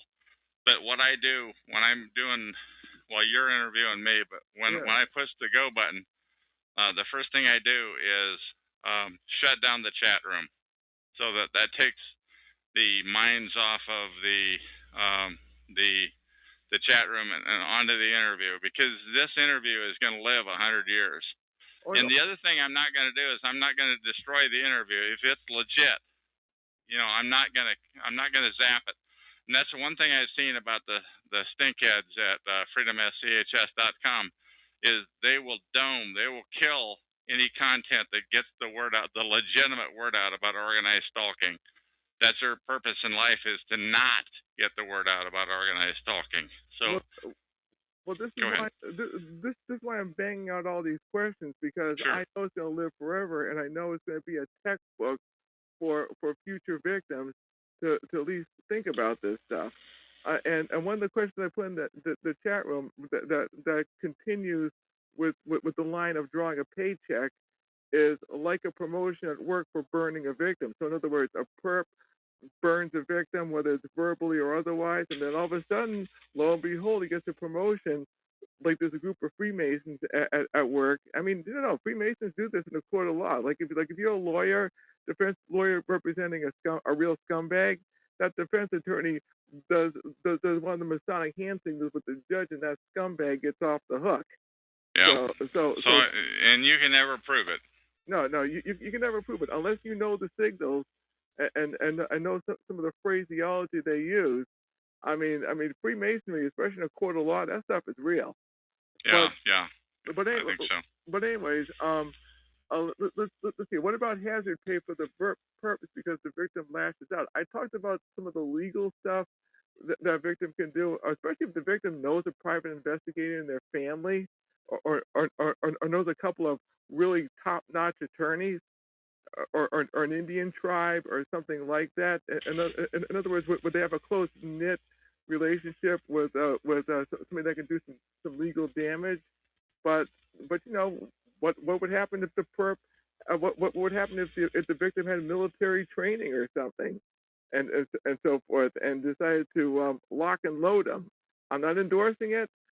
So I'm not endorsing this. I'm throwing this out there as a thought for perps listening, because the perp will hit a victim, and that victim might be unstable. So, yeah, one of the things when I first started my shows back in late August of 2010, there was an endless crew of people, and they not only wanted to talk crazy, but they wanted to get me talking about. It seemed to me pretty obvious that they wanted to get me talking about anything that had to do with guns, knives, anything weird like that. They wanted to get me on the record to see if I had tendencies like that. And essentially, what I did back then is I shined them on for a while. Then I started to mute them. Now they don't ask so much anymore, but the perps want to get targets to incriminate themselves, and you can bet this: if there's one perp that's harassing you, there is another one that's backing him up, and he's probably filming you. So if you're a target, if you're a TI, a targeted individual, the chances of them having you on film breaking the law is really, really pretty high. I'm not a lawbreaker anyway, so I don't have to worry about that. But me neither. But and then I put in the chat room. That's why I would never be a perp, because if I was a perp, that would be going. I'm serious. That stuff would be going through my mind. Or what would happen if I was harassing a minister, for instance, who was an otherwise good person, and I know deep down inside that minister is a good person, and that I might not live long if I keep messing with the minister, because I might stroke of a heart attack or something. You just don't touch a minister in that kind of aspect. I mean, these if I was a real bad guy, thoughts like that would be going through my mind of the consequences, whether physical, mentally, or otherwise. And let me just tell you something about those perps. I think a lot of perps are. It's not just. I mean, it's cops, it's firefighters. They're essentially paid. It's municipal workers. They're expected to participate to some degree. It's on other professions like locksmiths. It's even people in churches. You don't know that they belong in those churches. But regarding I lost my thought. Regarding the I lost my thought, Jeff. Ministers? No, that's okay. I got this. A perp has to look in the mirror at his or her immoral activities and know. That's what let me pick up where that is that those perps, you may take the bait once when you're just John Q. Doe and somebody's trying to get you perp your neighbor. They want you to participate in harassment of your neighbor down the hall. Drop dead. But if somebody commits off themselves, and if you participated in that conspiracy to where they committed suicide, you are in on it. Now you participated, pal. You gotta. Now, if you believe in your maker and what have you, then one day Right. you're gonna have some explaining to do. And if you don't knock it off right now, if you continue to participate in that sort of thing, essentially you are a killer. And what I'm saying is that I am making it absolutely making no holds barred that people that people that participate in the harassment of other people who, first of all, they may have believed the lies. They should be smart enough to know that. But even if they weren't, you still, if you participated in the murder or the suicide of somebody else, then you got some explaining to do. And by the way, that really shuts up a lot of perps who come into this chat room when I say that. Oh yes, because they might not know what they're doing, or they never thought of it, that they were part of a conspiracy to kill. But that is what this program is about. They want people, for some sick reason, they want targets to off themselves. I guess they have parties. They think that's like real cool stuff. I can't even imagine the mindset that goes with that of victory, you know. I've heard, by the way, I have heard, I'm sorry, Jeff, I'm jumping all over, but I just wanted to interject this one thought, that Satanists, you know, from the very offset, I had heard that Satanists were involved. Not all of them, just a chunk of the people that are involved. They have covens, and there's 13 people in each, and I guess that's the maximum size. And they get off in it. That's what they look just like you and I and everybody else. You don't know who they are, who you're dealing with. Go ahead. Well, that makes sense. I mean, a lot of corporations have witches and New Agers and stuff like that. What you're saying makes sense. Yeah, I never would have thought so, but it's started to maybe make sense to me recently. Now that I think of some of the stuff that they do, it's pretty incredible that a human being would do that, and they just think it's great. It's not just cats and dogs that they kill; it's literally people. Oh, of course. I mean, William Schleblin is a good name to look at in that aspect. The former Satanist who came to Christ and so forth. How do you spell that last name? I can't spell it off the top of my head. I'm not going to run and grab it. That's right. But people find it if they want to Google it. I'm just throwing it out there. But the thing is, a lot of these workplaces have New Agers, government places have New Agers, and occultists. So what you're saying is a true statement. Now, let's see here.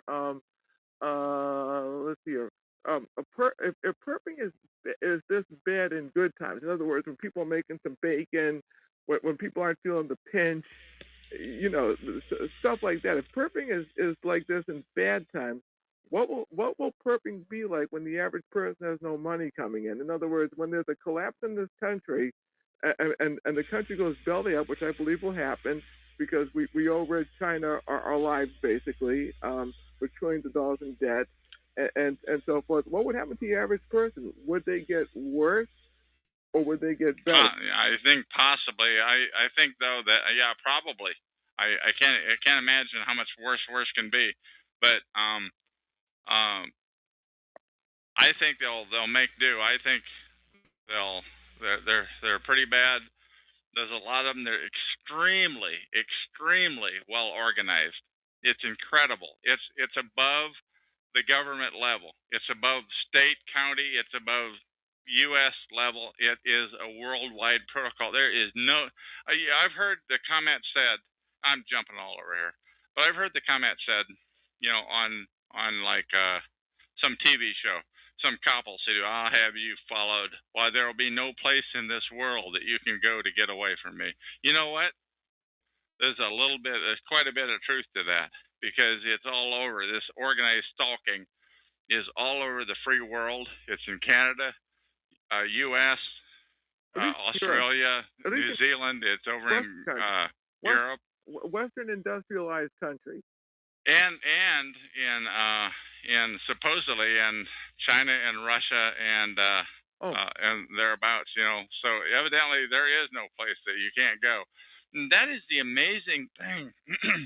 that when people think they're going to get away from the stalking and harassment, as I did early on before I clued into what's going on, it's called gang stalking.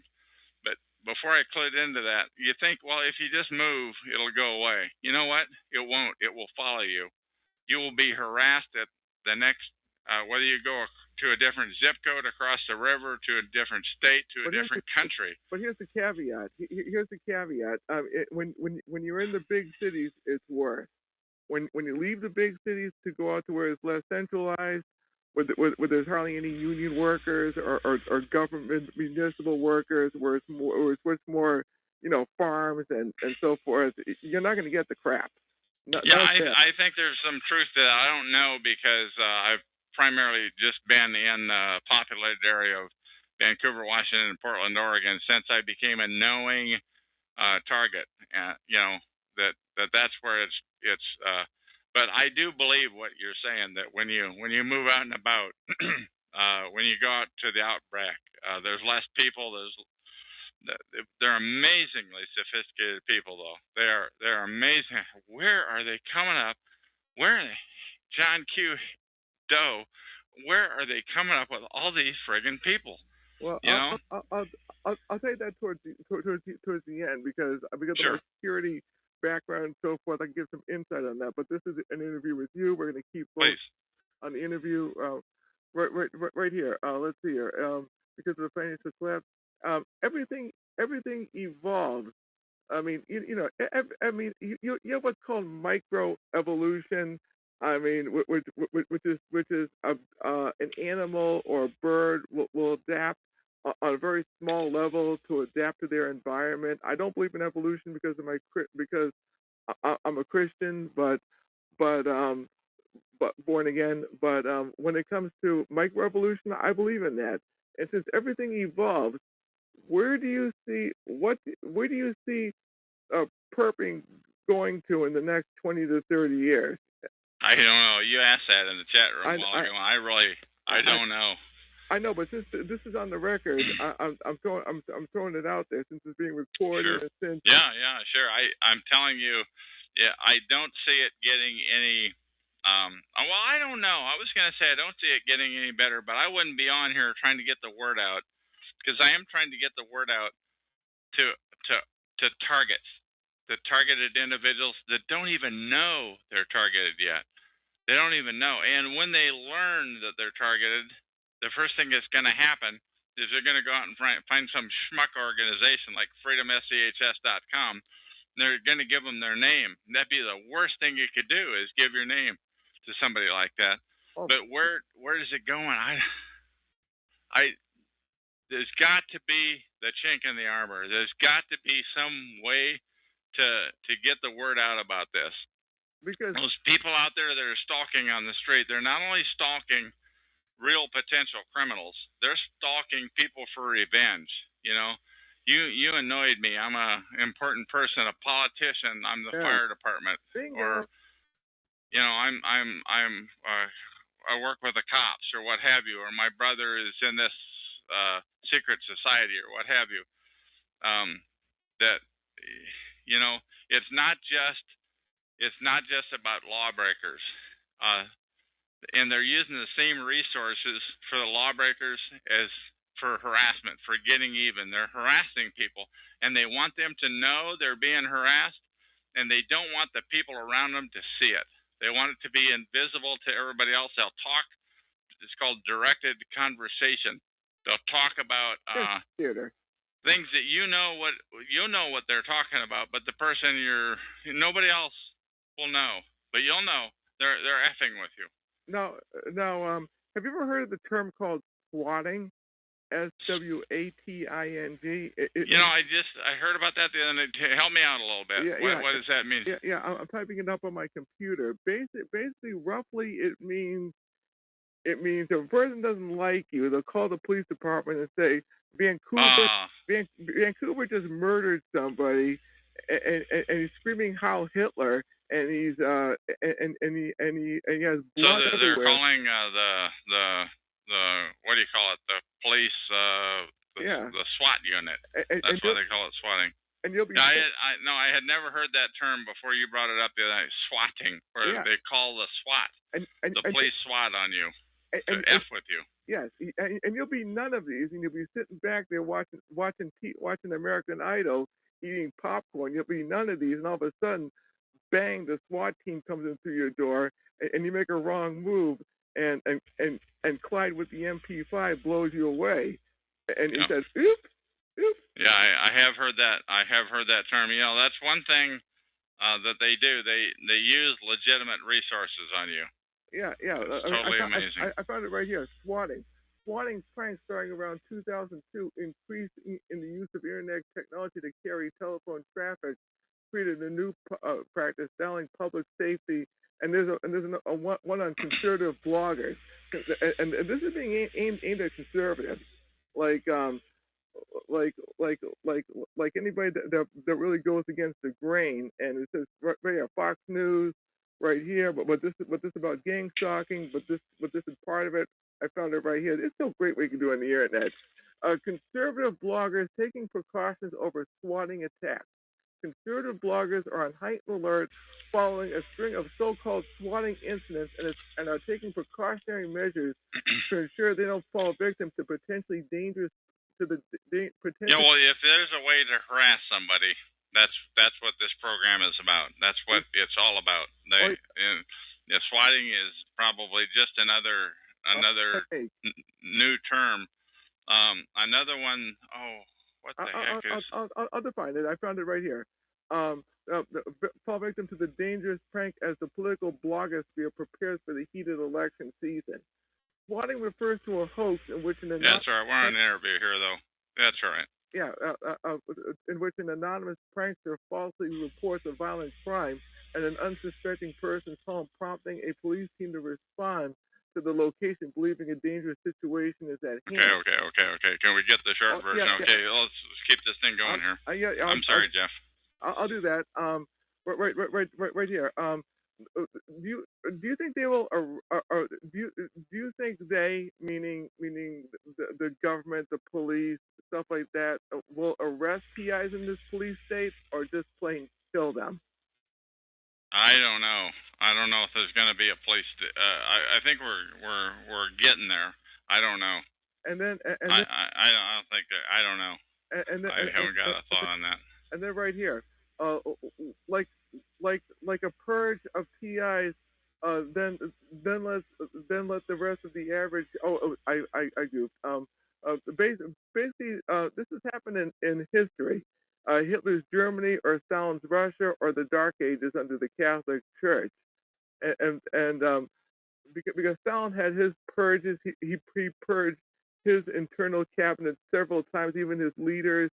And so forth, and this will go public, I believe, and basically this will be the signal for average people to toe the line. Well, here's what I think. I think we have an opportunity. It hasn't happened yet, and I think we have an opportunity to get the word out about organized stalking. I think if most people knew that they were being gamed, that they were being told lies and exaggerations to perp and to harass people, I think if most people knew that, they probably wouldn't participate, that, and so we have an opportunity right now, in June of 2012, we have this opportunity to get the word out about this issue of organized stalking, and that these guys, that it's not. They're saying you're a bad person, that people should participate in the perping of this person. He needs street justice. Yeah. And that's what they're saying. But they're doing it to get even. They're doing it to get that person's assets. Yeah. What have you? It's illegitimate. Oh yeah. Just like the state wants the farm to run a highway through public domain. And so forth. And I found another thing I put in the chat room, which is it talks about do you think the concept of perping will be fully public? In other words, if it's fully out in the open, and the chilling effect, or the chill effect I put in, will be people saying, I cannot give my opinion because it will ruin me. Plus the sheep will say, everything is fine, the president is good, you must leave. I do not want to be stalked and then taken to a camp. I'll add concentration camp. So yeah, I don't know if that's gonna happen or not. I just it's totally illegitimate. When it happened, when it started to, when my relationship started going downhill in 2005, when I started having to move many times in my RV that I was living at the time, like every 6 or 8 months, something would happen. When I finally, I can't prove it, and I don't want to get into the laundry list of things that went wrong with the RV, but lots of things went wrong with the RV, and I literally had to get rid of it and move back into an apartment. And when those things started to happen, I didn't get it. I never got it until 2010. I finally realized, and then you know what? Then the harassment increased. As soon as you discover that there's this issue called gang stalking or organized stalking or mobbing, as soon as you discover that that's not coincidence and that it's not you, it's a protocol that's being used against you. As soon as you catch on, and like I did at the PortlandMercury.com, when I found that on gang stalking, when I found that, my harassment increased amazingly a lot, to a highest, I would call it, to the highest harassment ever, if that were such a thing. And I'm changing the subject on here. What else you got there, Jeff? Oh, no, I got plenty because I want the people out there to think. Please. Another thing I put out there is what causes a person, from your experience, are the handlers FBI, Homeland Security, Freemasons, big corporations with deep pockets? Who would you say would be the handler? I don't know, but I want to interview them. I'm sorry, that's not the answer you were looking for. The answer is I don't know. I don't know who is involved in doing that. One thing I want to tell them, though, is I want to interview you, and I'm the only guy that I know. I don't know anybody else that wants to get this word out like I do. And you can find me, and you know my voice and my attitude and what have you. What I'm telling you is that everybody, all these other TI shows on TalkShoe are shills. They're dirty. They don't want to get the word out. But if you want to get the word out, I'm the guy to call. Okay. If I knew of somebody else, one day, Jeff, I hope to have that. I hope to have that. Actually, my interview number 1016 on TalkShoe show number 87161 is of guest 7, and she was a perp. I mean, she did participate in the as she said, she got a kick out of it. She participated, and I want 100 like her. But if anybody's out there and you're listening to me right now, my name is Chuck. The TalkShoe show is 120297. Give me a call anytime. Don't tell anybody that you're going to call, by the way. Do not key it into an email or anything. Don't mention it to your dog. Nobody. It's just you, yourself. You call that number 724-444-7444, and you key in 120297. That's area code 724-444-7444. Call ID number 120297, and then pound sign. Okay. And follow give me a call. I'll interview you like you've never been interviewed before, and you won't be derailed by the perps who want to derail it. It happens. I'm telling you, it happens all the time. When there's a good topic on some of these TI shows, when there's something that's too good, it's getting the word out too well, somebody calls up to derail. It happens nearly every time. Go ahead, Jeff. All the people in the chat room. Oh my goodness. I mean, we must be making a real dent here. But anyways, right here.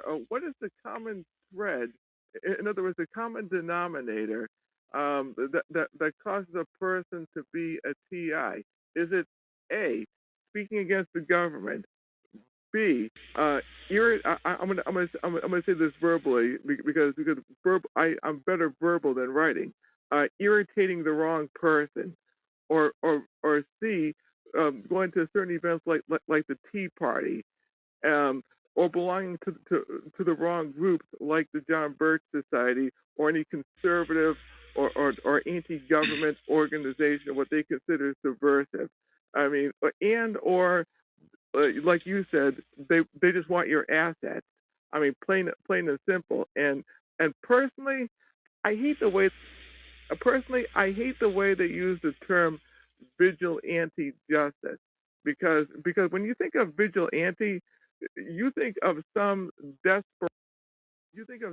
desperado that that's just an evil, murderous person, and the court can't get him, as cowboy justice.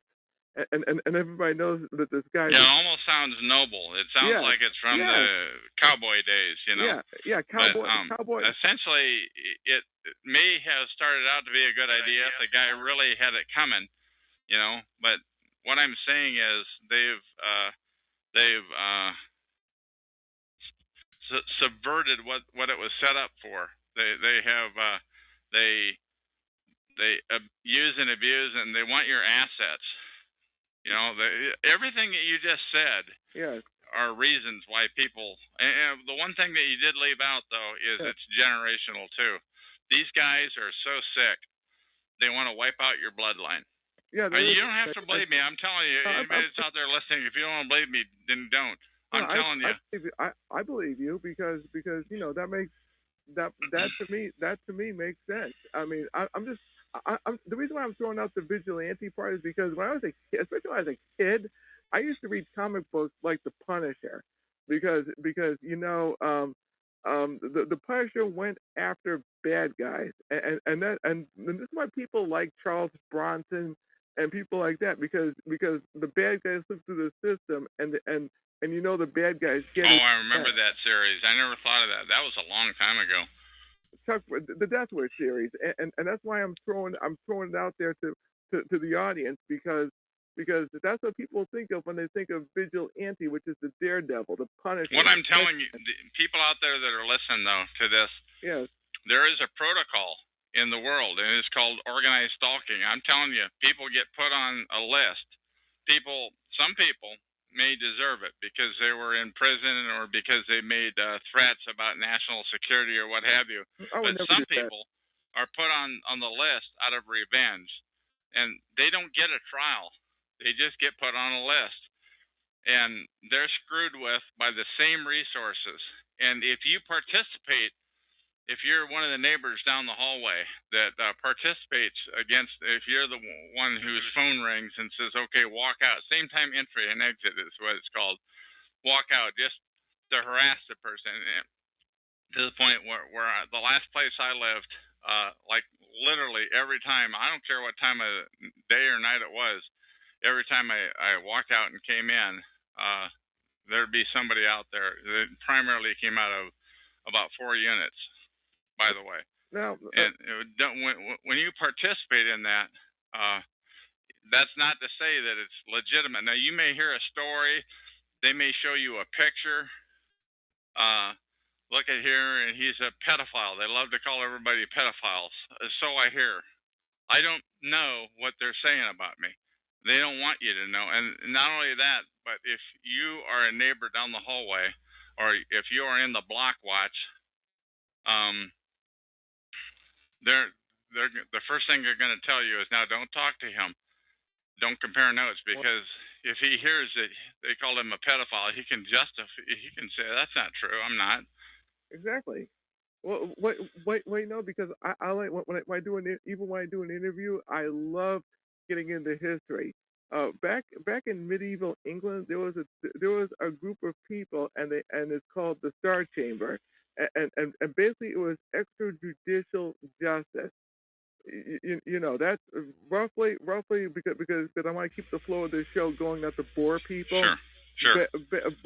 But basically, look it up on Wikipedia, the Star Chamber, not the movie with Michael Douglas, though that's pretty good, and you see a modern version of the Star Chamber. But the ancient version of the Star Chamber, they basically just killed you or did some kind of extrajudicial justice, and that was the end of you. And it started, and it was the Star Chamber was an English. But what we have today is mobbing and stalking and harassment.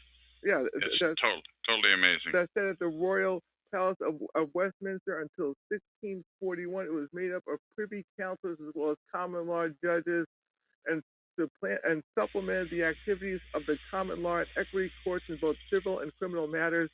The court was set to ensure fair enforcement of the laws against prominent people so powerful that the ordinary courts could never convict. And that all sounds good, and that all sounds fine and dandy, but in this case, they don't even tell the person being harassed. They don't even tell them that they were that they had their trial. They weren't invited. No, you don't know that it was a fair trial. How are you going to have a fair trial when all they want is your assets, or because they want to get even with you because you did the American thing? You spoke out about an injustice, but that got you listed. That got you harassed for the rest of your life and possibly your family too. Oh yeah, That's pretty rotten, and they didn't give you a trial for that. Well, this is where the kicker is. When you read something, there's what's called the kicker, which wraps it all up. I'm seeing what I sense as the kicker. Court sessions were held in secret with no indictments, no right to appeal, no juries, no witnesses. Evidence was presented in writing. Over time, it evolved into a political weapon, a symbol of misuse and abuse of power by the English monarchy and the court. And what term is that on? Is that on Wikipedia? What was that under, please? Yeah, Wikipedia. Just under what term did they search to find that, please? Oh, the Star Chamber. That's all. Star Chamber. Okay. Yeah. No, I have not heard. Thank you. Yeah, you're welcome. Now, as I was saying before, let's see. The purpose was made public. Basically, when it comes to extrajudicial justice and so forth about speaking, you know what? The person could be killing a patriot like myself who would do no harm, who's not a threat to security, and so forth. And this is what I'd be thinking of if I was a perp, which is am I harming a fellow patriot? Am I harming an otherwise good person? I mean, because you see all these prominent people dropping dead like flies, like Andrew Breitbart and other people. There's a patriot named Chapman. I forgot his first name. Robert. I think his name is Robert Chapman, and other people like that. I mean, patriots are just dropping dead like flies, and nobody knows why, but. Natural causes like Andrew Breitbart, which is the more prominent one, died of a heart attack. But I'm just saying this off the top of my head.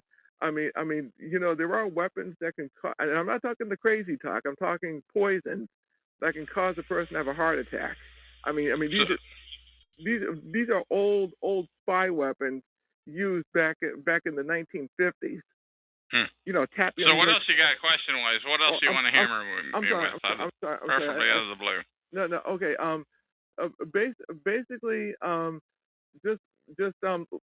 gonna wrap it up with this because I've interviewed you for a while. I just want people to think about this. There's good people out there, and also you can use your iPhone to take a picture of somebody, send that picture on Facebook. Spread that portrait of the person all around, and if you're close enough to the person, get an audio of what he or she is saying. These iPhones and these smartphones are very amazing devices. You can text, and depending on how good it is, you can screw a person just by taking a picture of them and getting their audio. So the surveillance is out there. You can do research on your own on the internet. And look up micro cameras and microphones. You can stick in a radio. You can buy this anywhere. This is not James Bond stuff. So we do have the technology to create the new world order. And I am looking for the silver bullet, so to speak, from a metaphoric standpoint. I'm looking for the answer to that. I don't know, honest to God, Jeff, man, I don't have a clue what it might be, but it doesn't stop me. I do focus on a lot of things that are bad, but I am really looking for the answer to that. I don't know what it is, but if you know what it is, come to my show and tell me, please. I forgot something, and I have to see if I covered everything. It's crazy. No. Basically, when the system does collapse, do you think that perps will just say, screw it? We have nothing more to protect.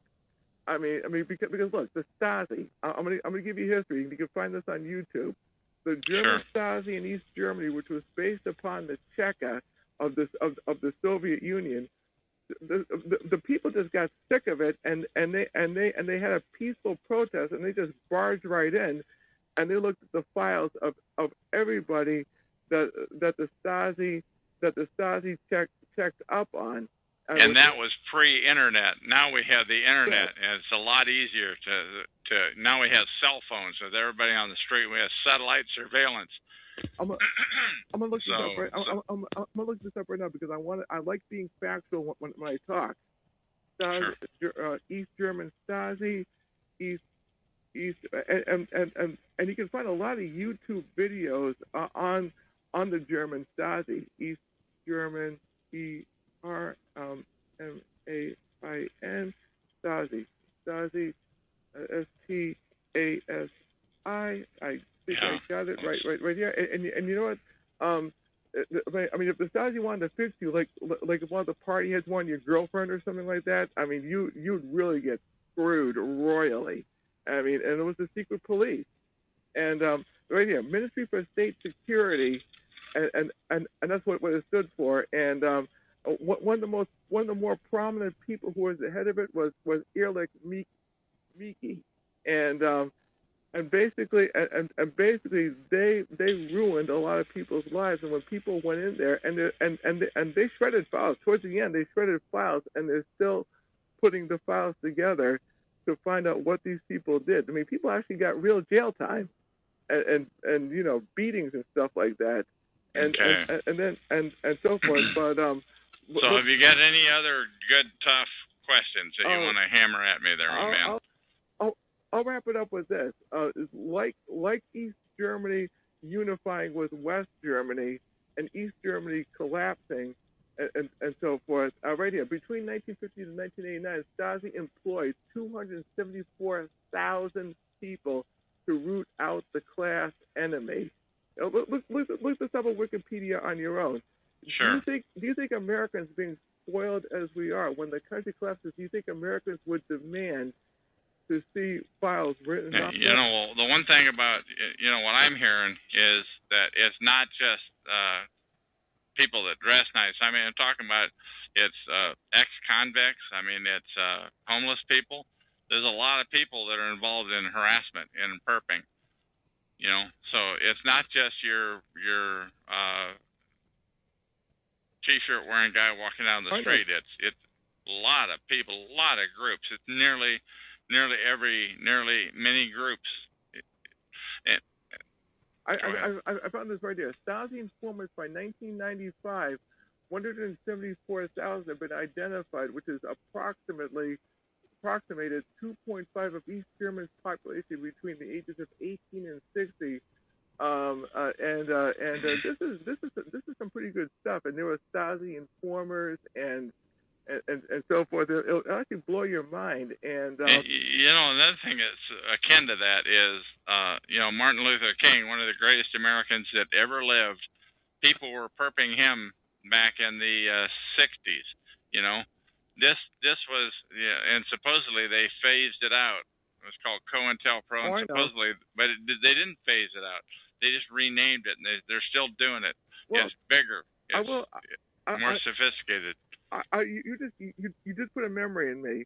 There's Operation Phoenix back in the Vietnam War, and their purpose was to root out the Viet Cong through an assassination program, and there was and you're right, COINTELPRO, and you know, Martin Luther King got assassinated too, by the way. Yeah, that's right. Along with Malcolm X. And, by a lot of his, you know, people that claimed to be patriots, but a lot of people who were of his own race mobbed him and harassed him. Essentially, did what's happening to targeted individuals today. He was a great man, and yet look what happened to him. And I'm saying this roughly. You also have patriots like Douglas MacArthur and people like that who died suspiciously. You know, in other words, anybody that speaks out against the government of any shape, way, or form, even if you're super high level up, they make you look like a nut, like Joseph McCarthy. So it doesn't matter whether you're on the left or whether you're on the right. I have to be on the Christian conservative side, but they just want people to shut up, watch football, drink the beer, you know, and just do as they're told and say everything is okay. And if you don't, they mob you. And the people that are in the mobs, the people that are participating, do not know why they're there. They don't. They may hear the story for some justification, but like I said, we'll say one more time: once you are involved in perping somebody, and that person offs themselves or dies suspiciously, you can fairly well assume that you were in on that and you participated in the conspiracy to kill, which makes you a killer. If you are a gang stalker, if you're a mobber, you're a killer. Think about it. Oh yeah, yes, and also too, what was I about to say? Also too, I mean, I'm not going to die of suicide. I'm not the suicidal. Me neither. I'm not ever either. So just to say that on the record.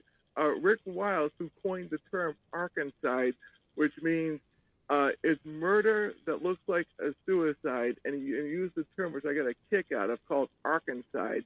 Think about that one. This interview is being wrapped up. It's been roughly an hour, a little over an hour. So do with it as you wish. I hope I. This is interview number 3005, by the way, on TalkShoe.com. Show number. Oh goodness, I can't remember my show number. For crying out loud. 120297. TalkShoe.com. Show number 120297. Interview number 3005. Jeff, thanks for coming on. The best kind of the interview in my mind is one with no script. I did get like half the questions you typed into the chat room. The rest of them I got blindsided on, and that's the best kind in my mind. Yeah, it wasn't scripted. I just played it. I played it by ear. I don't script anything. I have a basic outline in my mind, and I just go with it. And anyways, I'll let you go. Have a good night. Okay, and that is the end of this interview. Thank you for coming.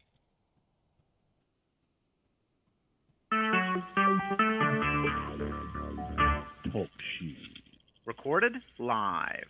Hello, my name is Chuck, nickname Van of Vancouver, Washington, USA. Welcome to TalkShoe.com, call number 120297. This show is being recorded, and anything that I say, well, you can consider to be in the public domain. Alda wrote the content that I'm going to read, and she did make the comment that it's very important to get the information out there, and I'll be reading that. So I don't consider that what she said is in the public domain, but please feel free to copy any part of this MP3 recording file. You do not need permission. No notification or attribution is necessary. To find more of these public domain audios, go to the top right corner of any TalkShoe.com screen and search for Vancouver or show number 120297, or click the top left purple button to see if there's a show presently underway. The time out here on the West Coast is 12:30 p.m. on Saturday, June 23, 2012. The page that I'm going to be reading is on http://sites.google.com/site/targeted-stalked-terrorized. Once again, I'll repeat that, http://sites.google.com/site/targeted-stalked-terrorized. It's entitled, "Are You the Victim or Potential Participant in Domestic Terrorism?" by state and corporate-sponsored tactics. Subnote has, this site is not complete, still being updated daily, but getting the information out there, she says, is more important than waiting for perfection. There are three columns on this that I'll be reading. The first column is this happening to you? The second column is, are you a member or of any of the following? And the third column is, are you being pressured to? So I'm going to read the first column. Is this happening to you? Where neighbors, friends, coworkers, management, law enforcement, strangers, and or retail personnel, you receive unexpected, abrupt rudeness and or suspicious mistrust of you. Next, under is this happening to you, is sudden loss of relationships with known people, deceitful approaching, people go fishing for personal information for no reason, noticeable petty vandalism, sabotage, damage, destruction, or theft of property, repeatedly misplaced or moved items in the privacy of your own home that reappear later out of nowhere. Numerable repairs, accidents, obstructions, and delays, a sudden influx of noise and traffic, and people into your home or work area, where it did not happen before. The public, flash mobbing, Google that term, flash mobbing, or crowding with malicious, harassing intent. In the workplace, mobbing, harassing, rigged workstation, and compromised workspace. Vehicle floating box or mobbing, where you were surrounded by their vehicles who box you in, slow you down repeatedly, or pull out just as you approach. And in my case, I might add, after it happened about the fourth time, the person in front of me slammed on the brakes for no reason, causing an accident after I was tapped into her. Continuing to read on, are these... you begin to realize once or twice it's a possible coincidence, but repeated acts of stalking, harassment, sabotage, vandalism to property becomes professional tactics deployed on purpose. If so, you may be the unwitting victim of target or an innocent target by state or corporate, educational, or citizen-sponsored organized terrorist stalking. She goes on to write, have you noticed constant disturbance or trouble with telecommunications, including the landline or cell phone, increased stoppage, timeout, loss, signal or reception due to unexplained electronic interferences, cable, satellite, modem, or wireless router, abrupt and continued malfunction or complete electronic failure, household appliances included, an ongoing need to repair or replace electronics and appliances over a short period of time again and again, unexplained, amplified, solid, or repetitive, extremely high or low acoustical frequency noises. If so, you may be the victim of warrantless and due process experimental electronic warfare. The next column, entitled, are you a member or an employee of any of the following? I'm going to skip the top paragraph here, but the following are religious groups, block watches, private security companies, tourism industry, financial groups, utility companies, public health organizations, educational institutions, technology, transportation, community groups, and many more. She goes on to say, you may be asked to participate without due process, warrant, or court order, legal documentations to violate the targeted individual's fundamental basic rights and liberties guaranteed to all equally. If so, you may be the victim of a professional recruitment and manipulation of false flag operations, and that's hyperlink, by the way, based on tainted fruit of poisonous tree, and psychological operations, abbreviated PSYOPs, spelled PSYOPS, Google that term. And because they just might be spying on you and your organization or members within, there's a couple of hyperlinks on this page that I gave the URL of earlier. One is to an ACLU, and one is to a Dr. Martin Luther King link. Are you, the third column, are you being pressured to slander, disrespect, deceive, laugh at, mock, or provoke a target?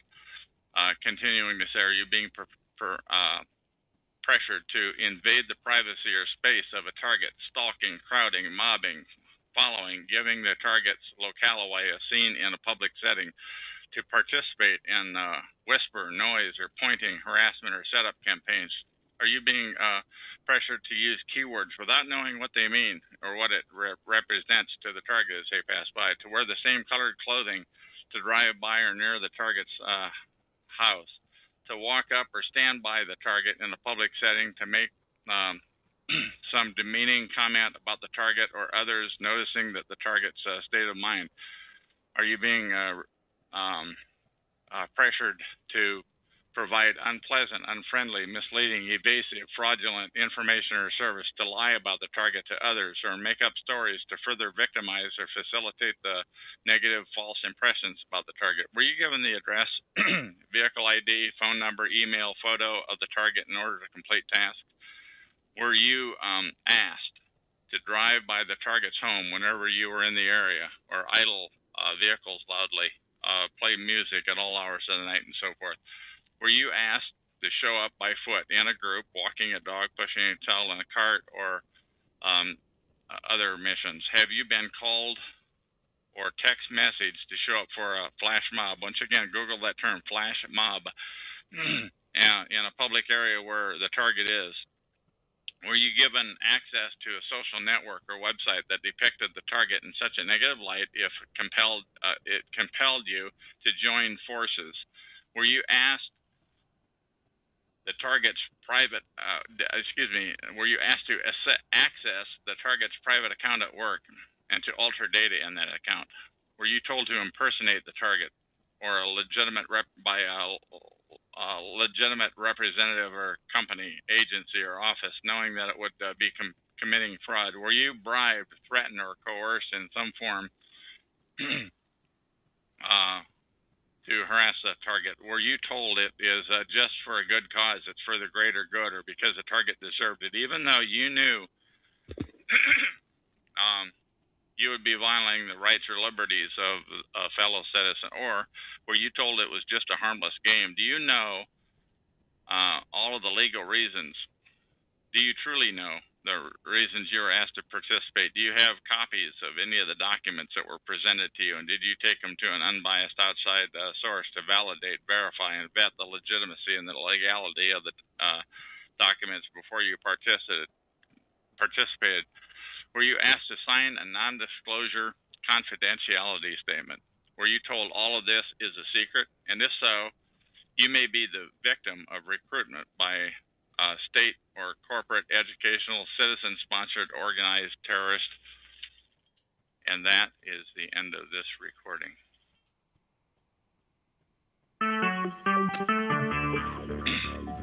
Talk show. Recorded live. Hello, my name is Chuck. My nickname is Van of Vancouver, Washington, USA. Welcome to Talk Show call number 120297. This call is being recorded, and anything said on this call will go into the public domain. Thus, everyone is entitled and encouraged to copy and republish any part of this MP3 recording file. You do not need any permission. No notification or attribution is necessary. To find more of these public domain audios, go to the top right of any TalkShoe.com screen and search for Vancouver or 120297, or click that purple top left live now button to see if the show is underway. The time out here on the west coast of the U.S. is 10:30 p.m. on Tuesday, January 26, 2012. And I might also add that in the chat room, there are some comments from this person who is going to go by the name of TapQ. And those are in the public domain, too. And TapQ, why don't you take the lead? What do you want to say? Well, thanks for having me, Chuck. I appreciate you taking the time to talk to me this evening. And, just to kind of pick back right up where we left off before we started recording this call, I was just saying that this is a topic that is kind of new to me. I clicked on the TalkShoe link to find out kind of what a targeted individual is, and you've been, educating me, letting me know what's going on. And I'm just trying to understand more about the topic and why one might feel that they are a targeted individual, what would constitute proof that one is a targeted individual, and, why one might actually be a targeted individual. So if we can jump right back to that. Can you tell me what might be some of the reasons? I mean, the reasons why I think, as we talked earlier, and now we're getting it in the recording here, I came up with a list one time of like eight different incidents where I was outspoken, where I might have annoyed the wrong person, and I would have been put on. What could have brought this harassment on? And I did come up with a number of people, but I think it could possibly also be it runs in the family. I think it could be, and it runs in not just my family, possibly cousins' family, that it actually possibly goes back a couple of generations. That's what I have to say. I the can't sins prove of the it. father, so to speak. The sins of the grandfather, potentially. Okay. You don't know. You don't know. You're not, like I said earlier, you're not going to get a registered letter that says, "Dear Chuck, from now on you're going to be, you're going to be harassed." You're just not going to. It doesn't work that way. You just one day the wrath of God comes down on you and you start getting harassed. What else do you have to? Okay, you say the wrath of God. So is there any are there levels to the degree of harassment that a targeted individual might experience, and is there any direct correlation with the degree that the person that's doing the targeting may have been wronged by said individual? You know what I mean? Well, first of all, you're assuming it's one person. What I'm telling you about is it's a total protocol. That it's a total protocol that it follows you across the river, across state lines, to different cities.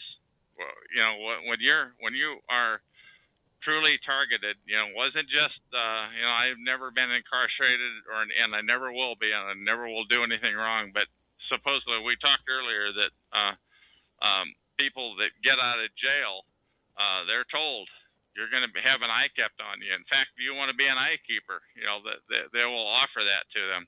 But people that are TIs, that are targeted individuals, they don't get that for themselves. They're just it happens to them one day. And for me, that day was April of 2006 when it started, and it was like the wrath of God. It was just amazing. What happened? It was every time. Go ahead. What happened? Oh, it was every time I went to the store and was trying to take a part. And I'm talking about every time I went to the store. I'm talking about like 8, 10, 12 times. I don't know, a number of times in a row. People would swipe the parking spot in front of you. So it wasn't just one isolated incident and people walking out in front of a pole. And just as you're ready to walk in the store, somebody would walk out in front of a pole. As you're walking down the aisle, they study you. Was it one particular day, or was it the entire month? I mean, you say April. I'm saying it was like I can't even remember. It was like that was just one example was in the store. But let me continue with the store because I want to get this on the recording. When I'm walking down the aisle, there'd be some little old lady reading a label on a can and pushing her cart right in front of you. And I'm not talking about one time. I'm talking about every time you go to the store. You get this one product off the shelf, and there's somebody right there, and you don't think about it until they push their cart right in front of you. And then when you get to the end of an aisle, there's somebody there. And then when you go down the next aisle, there's another product you want. They know where you're going to go, what route you're going to take. They're there. They F with you. And it's totally amazing protocol. When I go to the self-checkout lane to check out, it was like every time I couldn't get the cash, and I couldn't find the lady to give me cash for my cash back on my debit card, what have you. And it was like every time I'm talking about, it was at the video store.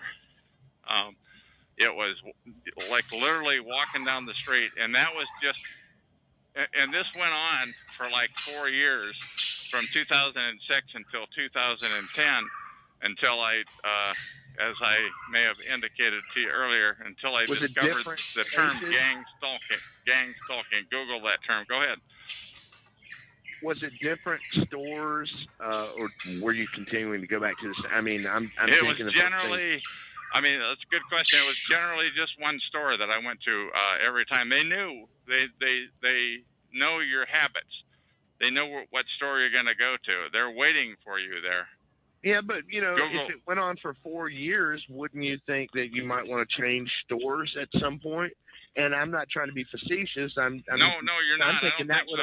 I don't think you are. I mean, to the point where what they did, they eventually they ruined the RV that I was living in. They ruined the truck that I was pulling, that I had been pulling it with, and so I moved into an apartment.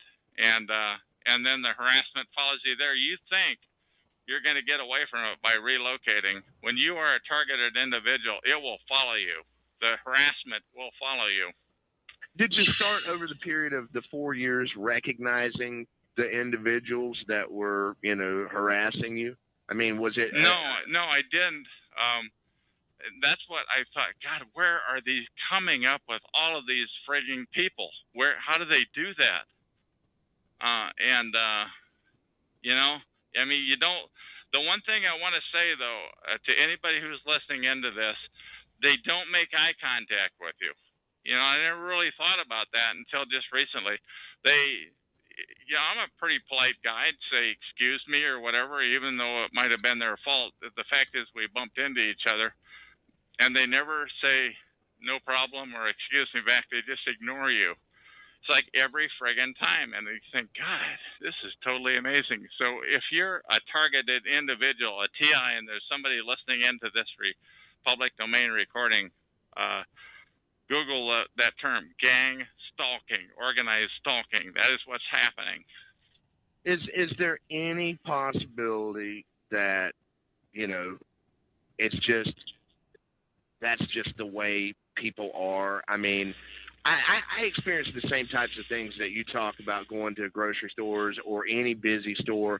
And in fact, it's one of the primary reasons I try to avoid. No, I'm not just talking about the grocery store. I'm talking about walking down the street. I'm talking about walking into any kind of a store. Well, I'm just talking about. It's not just a grocery store. It's like literally everything. It's like in the hallway where I lived. Is it everywhere you go? Not everywhere you go. Sometimes it'll be 3 or 4 times in a day. Sometimes there might be a couple of 3, not very often though. You might get a couple of 3 days off and you think, oh God, this is great.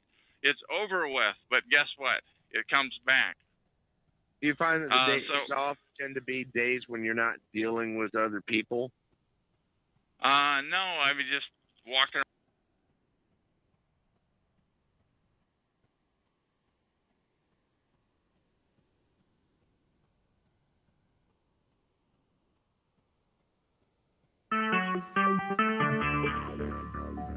Talk show. Recorded live.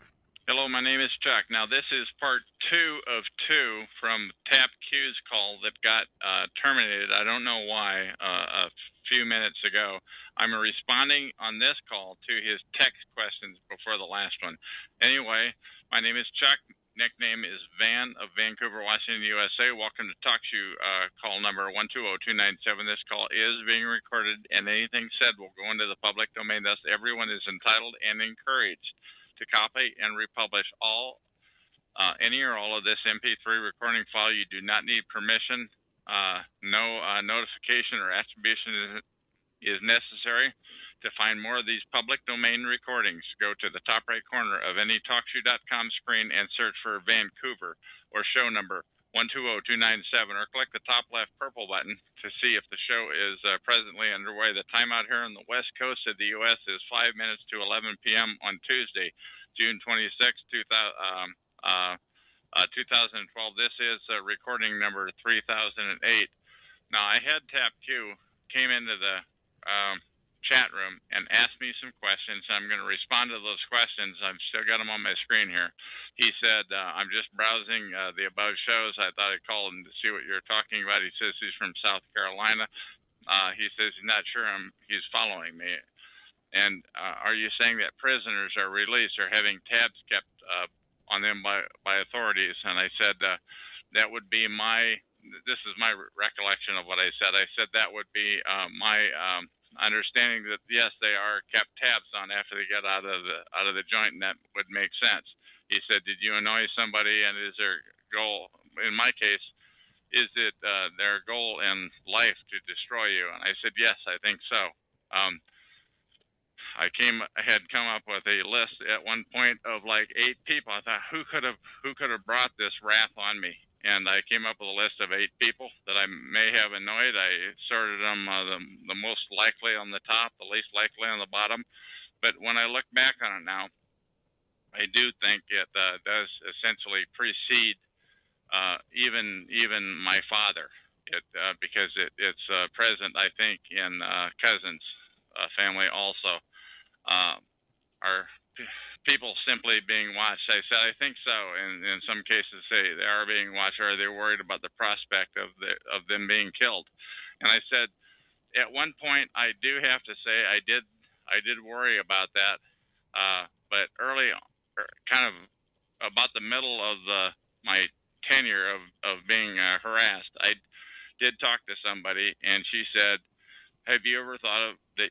Have you ever worried about being killed?" And I said, I got to thinking about it. I said, no, I guess not. I never thought about it. You always just assume that is because people are making angry faces because they're acting in a threatening manner, that's going to worry. But I never had experienced any outward risks of that. Although lately, since I've gone live on these talk show calls, I probably get about one threat a week, by the way. I don't think I said that to him.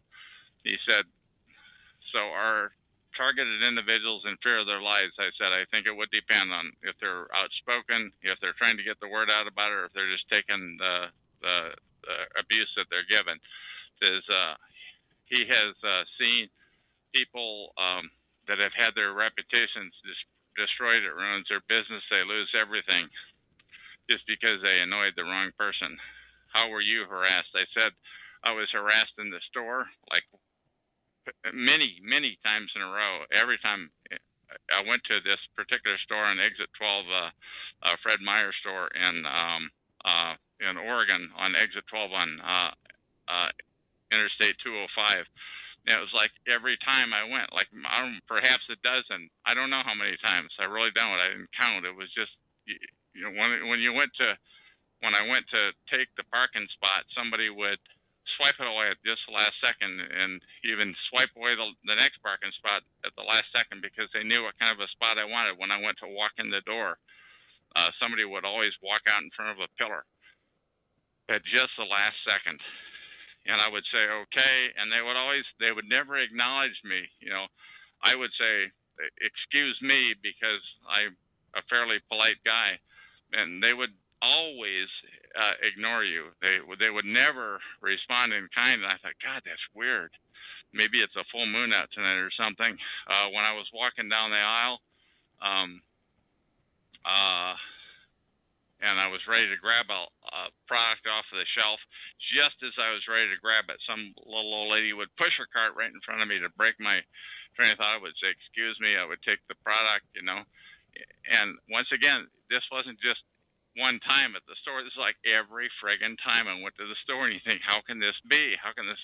Pretty soon you begin to realize you're being harassed. Either that, or you could think it's going on in your head. But I never thought that it would happen. When I got to the end of the aisle, somebody would walk out in front of me. When I went down the next aisle to grab a product off the shelf, same thing. Somebody would always cut off my forward motion. It was just amazing. It was clearly orchestrated. It became very clear after a while. When I went to check out on the self-checkout lane, it was the same thing. If I wanted cash out of the machine, I could never get the cash out of the machine, and I could never find the cashier to get that from.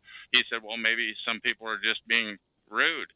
He typed into the chat room, because once again, I am responding to his chat room comments on this call. And I said, I never had that happen before. I'm the same guy I always was. He says he sees a lot of things that I'm talking about, and he just chalks it up to a crazy world. And I said, well, I would too, but it's like every time. So there was clearly something going on that I had never heard of anything like this happening to anybody. It was a complete new experience for me. He said, other than inconveniences, how has it affected your life?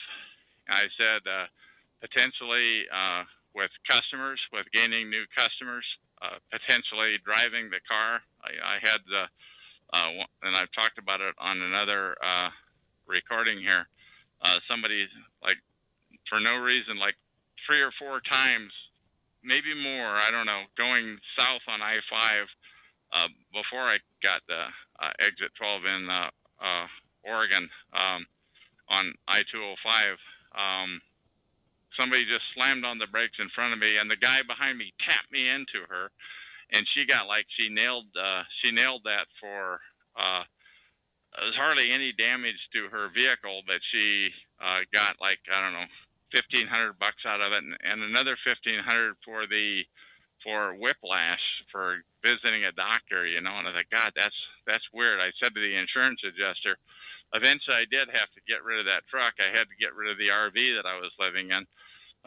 He says, you know, a lot of people are having trouble finding employment in the in this economy. Life sometimes is a son of a gun.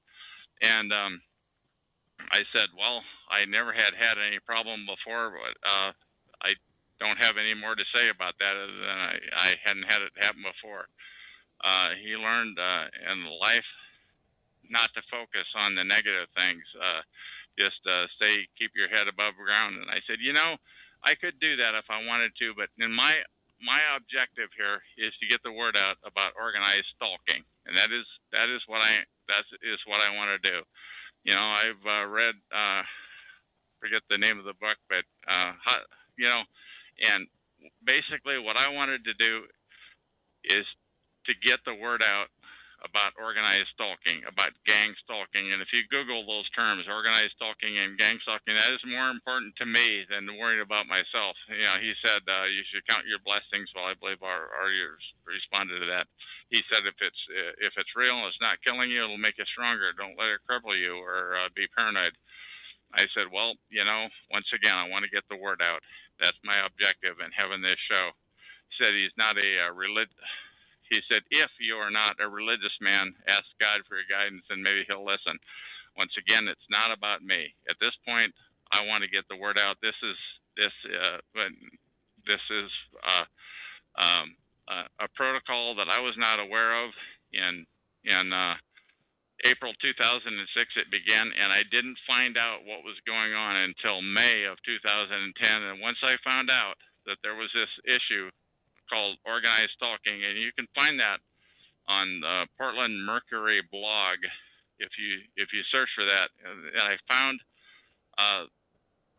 essentially a 2 or 3 paragraph write up by a person named Gang Stalking, a person from up in the French district in Canada, and he wrote this write up, and I have since seen it. Those very words published on many blogs across the internet, and I realized that's what's happening. It fit me to a T. I was being organized stalked, and once again, I Googled the term gang stalking, and I found it. But one thing that I really found that was really pretty, that made me raise my eyebrows further, was when you read about organized stalking, gang stalking on the Google blog, or rather on the Google that Google linked you to. So much of it was crazy talk that never, you know, none of this stuff ever happened to me. Anything that ever happened to me was completely earthly, and that could be completely explained. And so it became pretty obvious to me after a while that the plot was even thicker than I originally thought it had been, that there was an infrastructure in place that was to stop the word about organized stalking from getting out, because there was all this other stuff flooding the channels about all this crazy talk. And I thought, wow, this is really weird. And then I found TalkShoe.com, where I am right now recording this, and I found that in May of 2010, about 4 years, almost to the day of when this took off with me, and then at TalkShoe.com, I found there's all these other shows, many of which were centered around freedomschs.com, and most of them were crazy talk, and clearly they were driving the TIs, the targeted individuals of gang stalking, away, and they were talking about these other wacky stuff that are unearthly, that are not what I would call earthly, and I'm not going to get into what those are because they're just crazy talk. And so once again, the organization that was supposed to be leading us out of this horrendous issue that we're in was working against us. It appeared to me they didn't want to talk about organized stalking, which I believe is the only thing that's real here. They wanted to talk about all this crazy talk.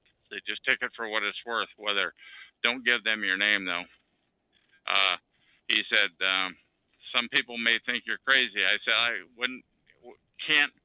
couldn't really blame anybody who thinks this sounds crazy. But there is this issue when people get out of when people get out of the joint, when people get out of jail, they're going to have an eye kept on them. I never really thought about that before. I never had any reason to think about it because I've never been in jail and I'm never going to go. But what I'm saying is what's happening with gang stalking is those resources that are they're harassing and stalking and mobbing people out on the street are also being diverted to people who merely crossed the wrong person, who annoyed the fire department, police department, who sued a municipality or what have you. They often find that they get stalked and harassed, and they can't prove it either, you know. Anyway, I'm not saying he's crazy. I was just listening. He says he's not a Freemason. I guess I had taken a pot shot at them. But he's seen some videos. They're a scrumpy group, devil worshippers. I said my understanding is yes. Once they get up to the 33rd degree Freemason, that's when they begin to worship the devil. Believe it or not, that's pretty weird, and really doesn't fall into the realm of this talk show. But I'm going to continue reading on.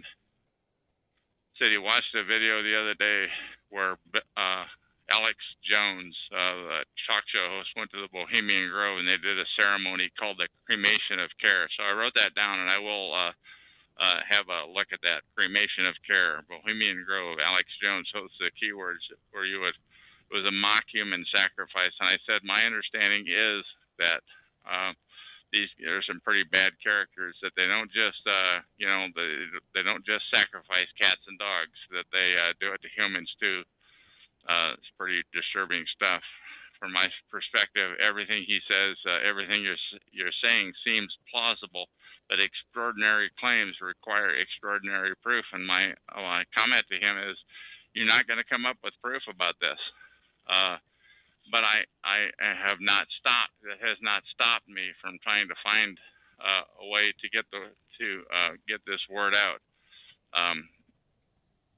Let's see, but all evidence is anecdotal, and believe it, you need proof.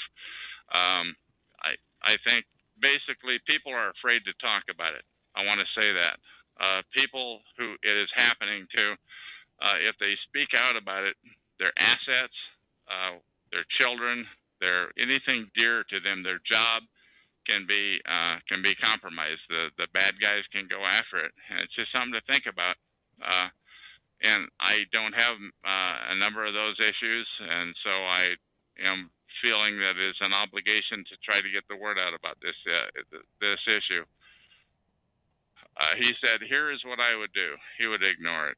He would focus on his daily life, and I said, I could ignore it and focus on my daily life, but my objective is not for me so much as to get the word out about organized stalking, because I was completely unaware of this issue until 2006, April, when the dogs were unleashed on me, and I walked around for 4 years being harassed, and I had no idea that this was a protocol that was real. And so now I'm mad. Now all I really want to do is get the word out about this issue. And so once again, it's not about me.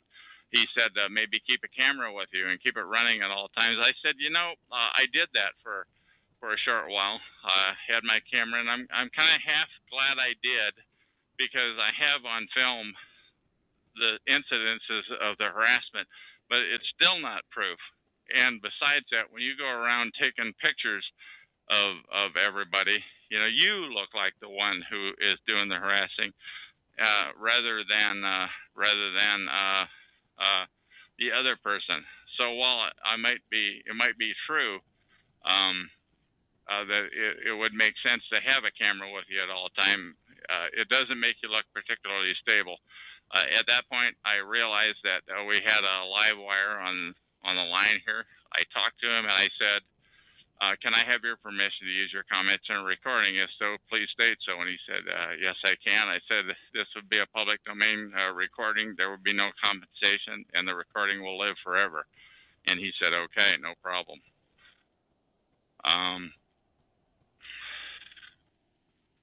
And can you, okay, dude, he's, okay. Just a guy in my comments. At that point, he called in, and that is on recording number 2007. Once again, this is recording number 2008, and I'm going to call this recording to an end. And thank you for listening.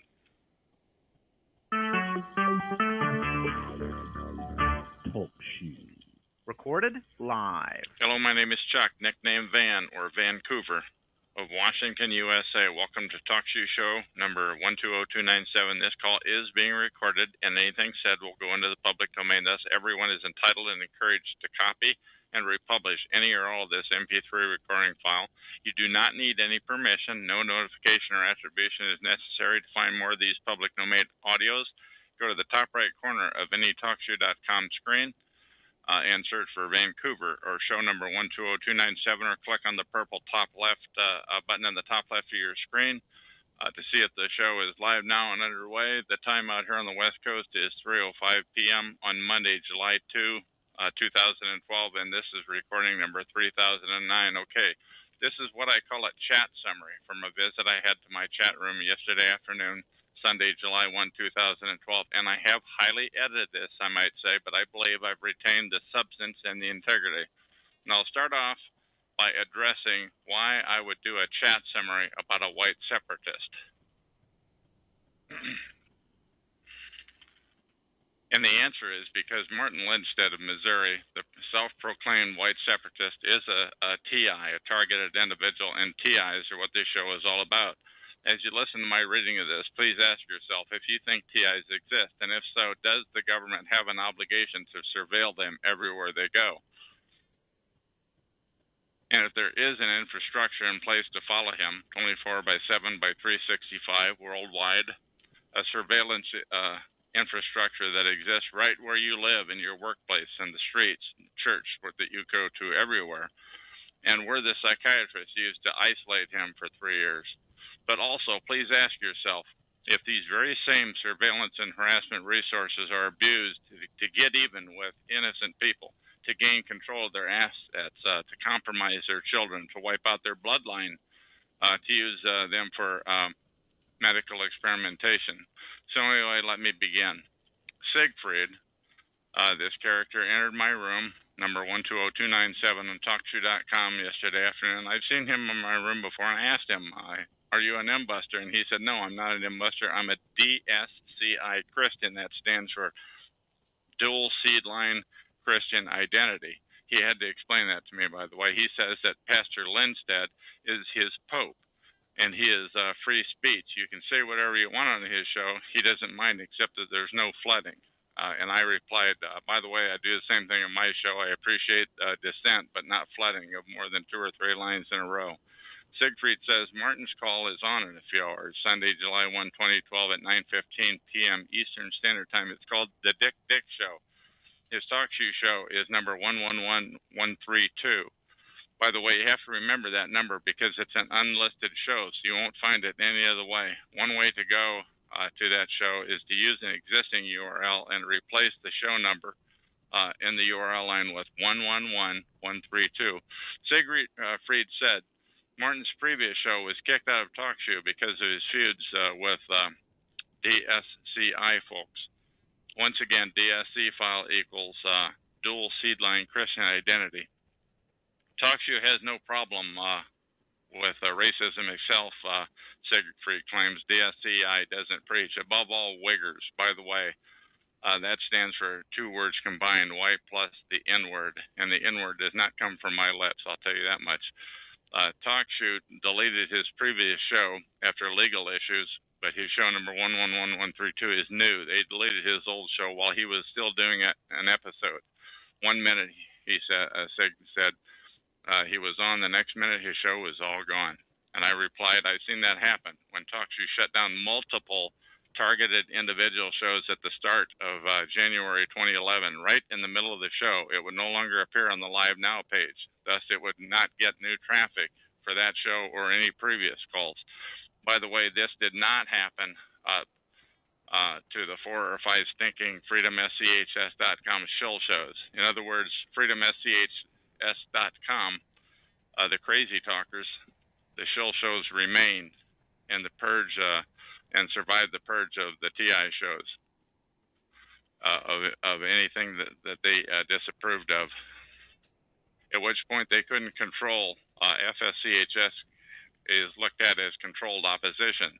They exist to deflect the interest away from targeted individuals, a topic which they flood with laughable, crazy-sounding talk to send people laughing and walking away about the TI issue. But anyway, for some reason, TalkShoe.com reactivated all of the targeted individual shows a month later in early February of 2011. Now, I do want to take a second here to say that I don't blame them. I don't blame TalkShoe, as they would have only been complying with the demands of the higher-ups. But Siegfried continues, Martin is a targeted individual, a TI. He spent 3 years in a nut house on false charges. Siegfried says by the end, but in the end, they let Martin out with no charges. Read the short article. Now, I want to say that web address is too long, so I'm not going to read it. But you can search the Anti-Defamation League's website. It's at www.adl.org and search for Martin Lindstedt, spelled L-A-N-D-S-T. Let me redo that. L-A-N-D-S-T-E-D-T. There's a one-page write-up along with his picture. Siegfried goes on to say, you can find also find information on his website called whitenationalist.org. He has spent 3 years in the nut house for nothing, all doped up and all. Siegfried continues, but Martin is strong. He knows no fear. His grandchildren are still gone, though, and he speaks a bit unclear because they knocked out his forefront teeth. He did say that in court. Siegfried goes on to say, Martin told a local prosecuting attorney that he prayed every day that God and Muslims would use biological warfare on the U.S. That insulted the judge. So instead of jail, they doped him up and put him in the nut house for 3 years, and they released him without charge. Siegfried goes on to say, above all, the problem is Uyghurs, not Jews or blacks, spelled W-H-I-G-G-E-R or W-I-G-G-E-R, which stands for white plus that N-word that I don't say. Now, I'm going to interject something here. You might ask yourself, since I am not a racist, why am I giving airtime to this subject? And my answer to that is because Siegfried came into my chat room, number 120297 here at TalkShoe.com, and stated that Pastor Lindstedt is a targeted individual, a TI. And that issue, the issue of TIs, is what this show is all about. But in any event, if anybody has surveillance coming, it would be Pastor Lindstedt because of the threatening statement he made. However, many TIs are being harassed because they spoke out about a politician, the police, a city official, or the wrong important person. And the TI's family is being slowly eradicated, sometimes generations later, or harassed because the crooks in power want their assets on the cheap for pennies on the dollar. In these cases, the harassment resources are being misused and abused for illicit and reasons that I've stated above. Siegfried asked me, did I spend time in jail or in the nut house? And I answered, no, never. I do not plan to do anything to ever merit those issues in the future either. However, I have often heard, and I've come to learn firsthand, that the perps regularly provoke targeted individuals, during which time the TI is filmed to gain evidence to film any possible lashback, and the film evidence would be used to incarcerate that person in jail or a mental institution. So obviously I don't recommend that.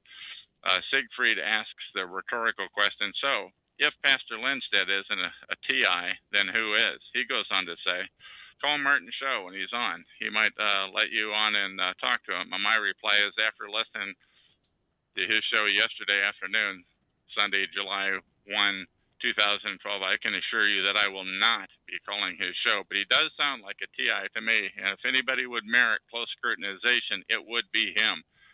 See, you, the listener of this show, you can ask yourself, is targeting a reality on every street corner, workplace, church in the world, under every bridge, the dams, the important buildings? And I, Chuck, am here to tell you yes, and it is huge. In fact, since my overt go live date began in April of 2006, I've had numerous specifically different groups harass me, and this is just in the limited area that I travel. And these groups differed depending on the location I was at. So I can only imagine that harassers would differ for different targeted individuals, such as different races, religion, professions, economic situation, etc. But these were just in the limited geographical area that I travel to. So this harassment and surveillance thing is huge, is absolutely massive. And you, the general public, can't see it because the surveillance is subtle. It's meant only for the target to see it, but invisible for anyone else that may be nearby. But once again, please ask yourself, are the harassment resources being dishonorably abused on the innocent targets for ill ends? And that's the rub. The system is corrupt. It may have started out pure, but it's corrupt now based on conversations I've had for nearly 2 years in these chat rooms. So if somebody says this sounds wacko, I say, number one, they may be perping. They may be in on it. Number two, it does, in fact, sound off the wall. Or number three, they may have been turned from a TI into a perp. And sadly, that happens all the time. But Siegfried goes on to say, referring to Martin, he writes a lot, mostly on his forum at whitenationalist.org, or go to that URL and click on forum. I asked Siegfried about a guy named News Guy on TalkShoe show number 99598.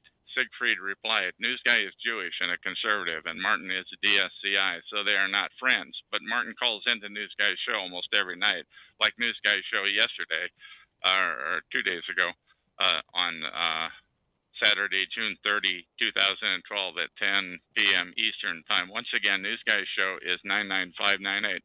Siegfried asked me for the second time, if you are a TI, why haven't you been to jail? Do you work? I work on the web, I responded. And as I indicated earlier, I have not been to jail nor the funny farm, although the perps have continually tried to provoke me into doing something rash that would have sent me there had I lashed back to get even. If you are a TI and you are listening to this, do not do anything to get even. Remember, where there's one perp, there are more, and one of them is filming you. You can book that. Siegfried changes the subject. Blending in like the movie They Live. You can watch it for free. I said, somebody told me about that one time in my chat room, and I watched a trailer that I got from YouTube.com. When the guy had sunglasses on, he saw one thing, but with the sunglasses off, he saw something different. To view the video, search YouTube.com for They Live. But I suppose what you're saying is the target can be actively harassed and anybody who's nearby will not notice it. Siegfried responds, yes, that's it. But it's a good movie. The 90-minute movie is a free URL, and I'm not going to read it because it's so long. But I'll paste it into the chat room here on TalkShoe.com, show number 120297, this is episode number 3009 of July 2, 2012. Or you can go to TalkShoe.com and search for They Live and find the 90-minute movie or that 2-3 minute trailer that I told you about. I am also going to paste a link to my old TalkShoe.com show, number 87161, recording number 1082 of Shannon, who took the government on in Texas and he became targeted. Siegfried changes the subject. Most white supremacists are TIs, but since they know no fear, they really don't care. Fear is a fundament of obedience. If you fear, you are chained. Your mind, fear freezes the mind. Fear stops you from evolving. It makes a prisoner out of your mind. I found that profound, although I did mumble the reading of it. So it was at this point that I decided I wanted to do a reading of this chat log, and I started. And I stated, Siegfried, please copy and paste the following statement. I, Siegfried, created these statements herein, and I relegate them to the public domain. He replied, all I can say is public domain. But that was good enough for me. So I consider this entire chat summary to be in the public domain for all eternity. Siegfried went on to say, Churchill called it an ugly truth. The fear is the fundament of obedience. If you have power, you are the law. So with no power, you're screwed. It's like the movie 1984, but 1,000 times over. Technology has made harassment easy for them, but the mind is endless. I said, I requested, can you please provide a bit more of a description, a one-line description of DSCI, which means dual seed-line Christian identity? How would you prefer that be said to people that are recording? And Siegfried replied, I don't care what they might or might not think of DSCI. It doesn't matter what they think. That is very liberating in itself. People always worry about what other people think. I don't. I am sincerely asking you, I said, to please define it in one line so people who listen to this show can be informed. You can't define certain things with words. One has to feel it or not. You want to educate people. I don't. So it is your thing, not mine. Then I replied, one more thing. It just seems to me that the white separatists in these TalkShoe.com rooms not only don't care about TIs, but actually pile on. What do you say about that? Siegfried replied, since they are TI, they tend to be somewhat sociopathic,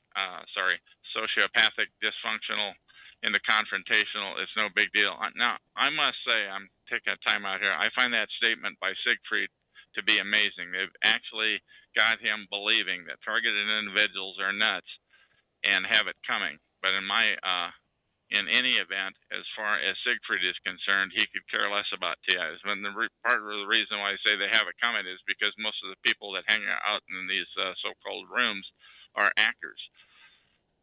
But in my opinion, 1/10 of 1%, I'm saying this, in my opinion, 1/10 of 1% of TIs have wised up to the protocol of harassment that is happening to them, as they're in different stages of escalation, sometimes harassed for a lifetime. I ask, can you really paint the other 99.9% with the brush you just described? He replied, what they think is their perception, not mine. And what they think doesn't bother me. It's their truth, it is. But for me, it's mine. Perception is reality for each individual. I said, my opinion is they have no idea and no truth. They have been harassed, and it is a secret protocol intended to sound crazy. And there is a worldwide infrastructure behind the harassment to inflict it. And this does sound crazy until you think about it. But it is the harassment protocol that is crazy and sociopathic. It's not the TIs. Siegfried, by and large, ignored that statement. He said 20% are leaders, 80% are followers, and they don't care anyway. Many TIs, I'm saying, are paid back. They're eradicated for what their parents or forefathers said or did. There is no 2080. My assertion is that the vast majority of TIs are in the dark about this protocol, and there is a queue 100 miles long of TIs in waiting and not knowing it. And targets are at various stages of escalation. Because as I have indicated on other shows, my harassment did slowly increase over the years to the point where there was a go live in 2006. They are being screwed with by perps who ask no questions and dispense the harassment to whoever they are instructed to inflict it upon. Some of the targets on the harassment list are payback targets, being softened to obtain their assets for pennies on the dollar. But you seem to feel there is integrity to the list. I do not. Siegfried had to go, though, and he did not respond to that. He replies, anyway, Lindstedt is about to start. I have to go. Cheers. Thanks for your visit, I said to Siegfried, and off he went. And that is the end of this recording.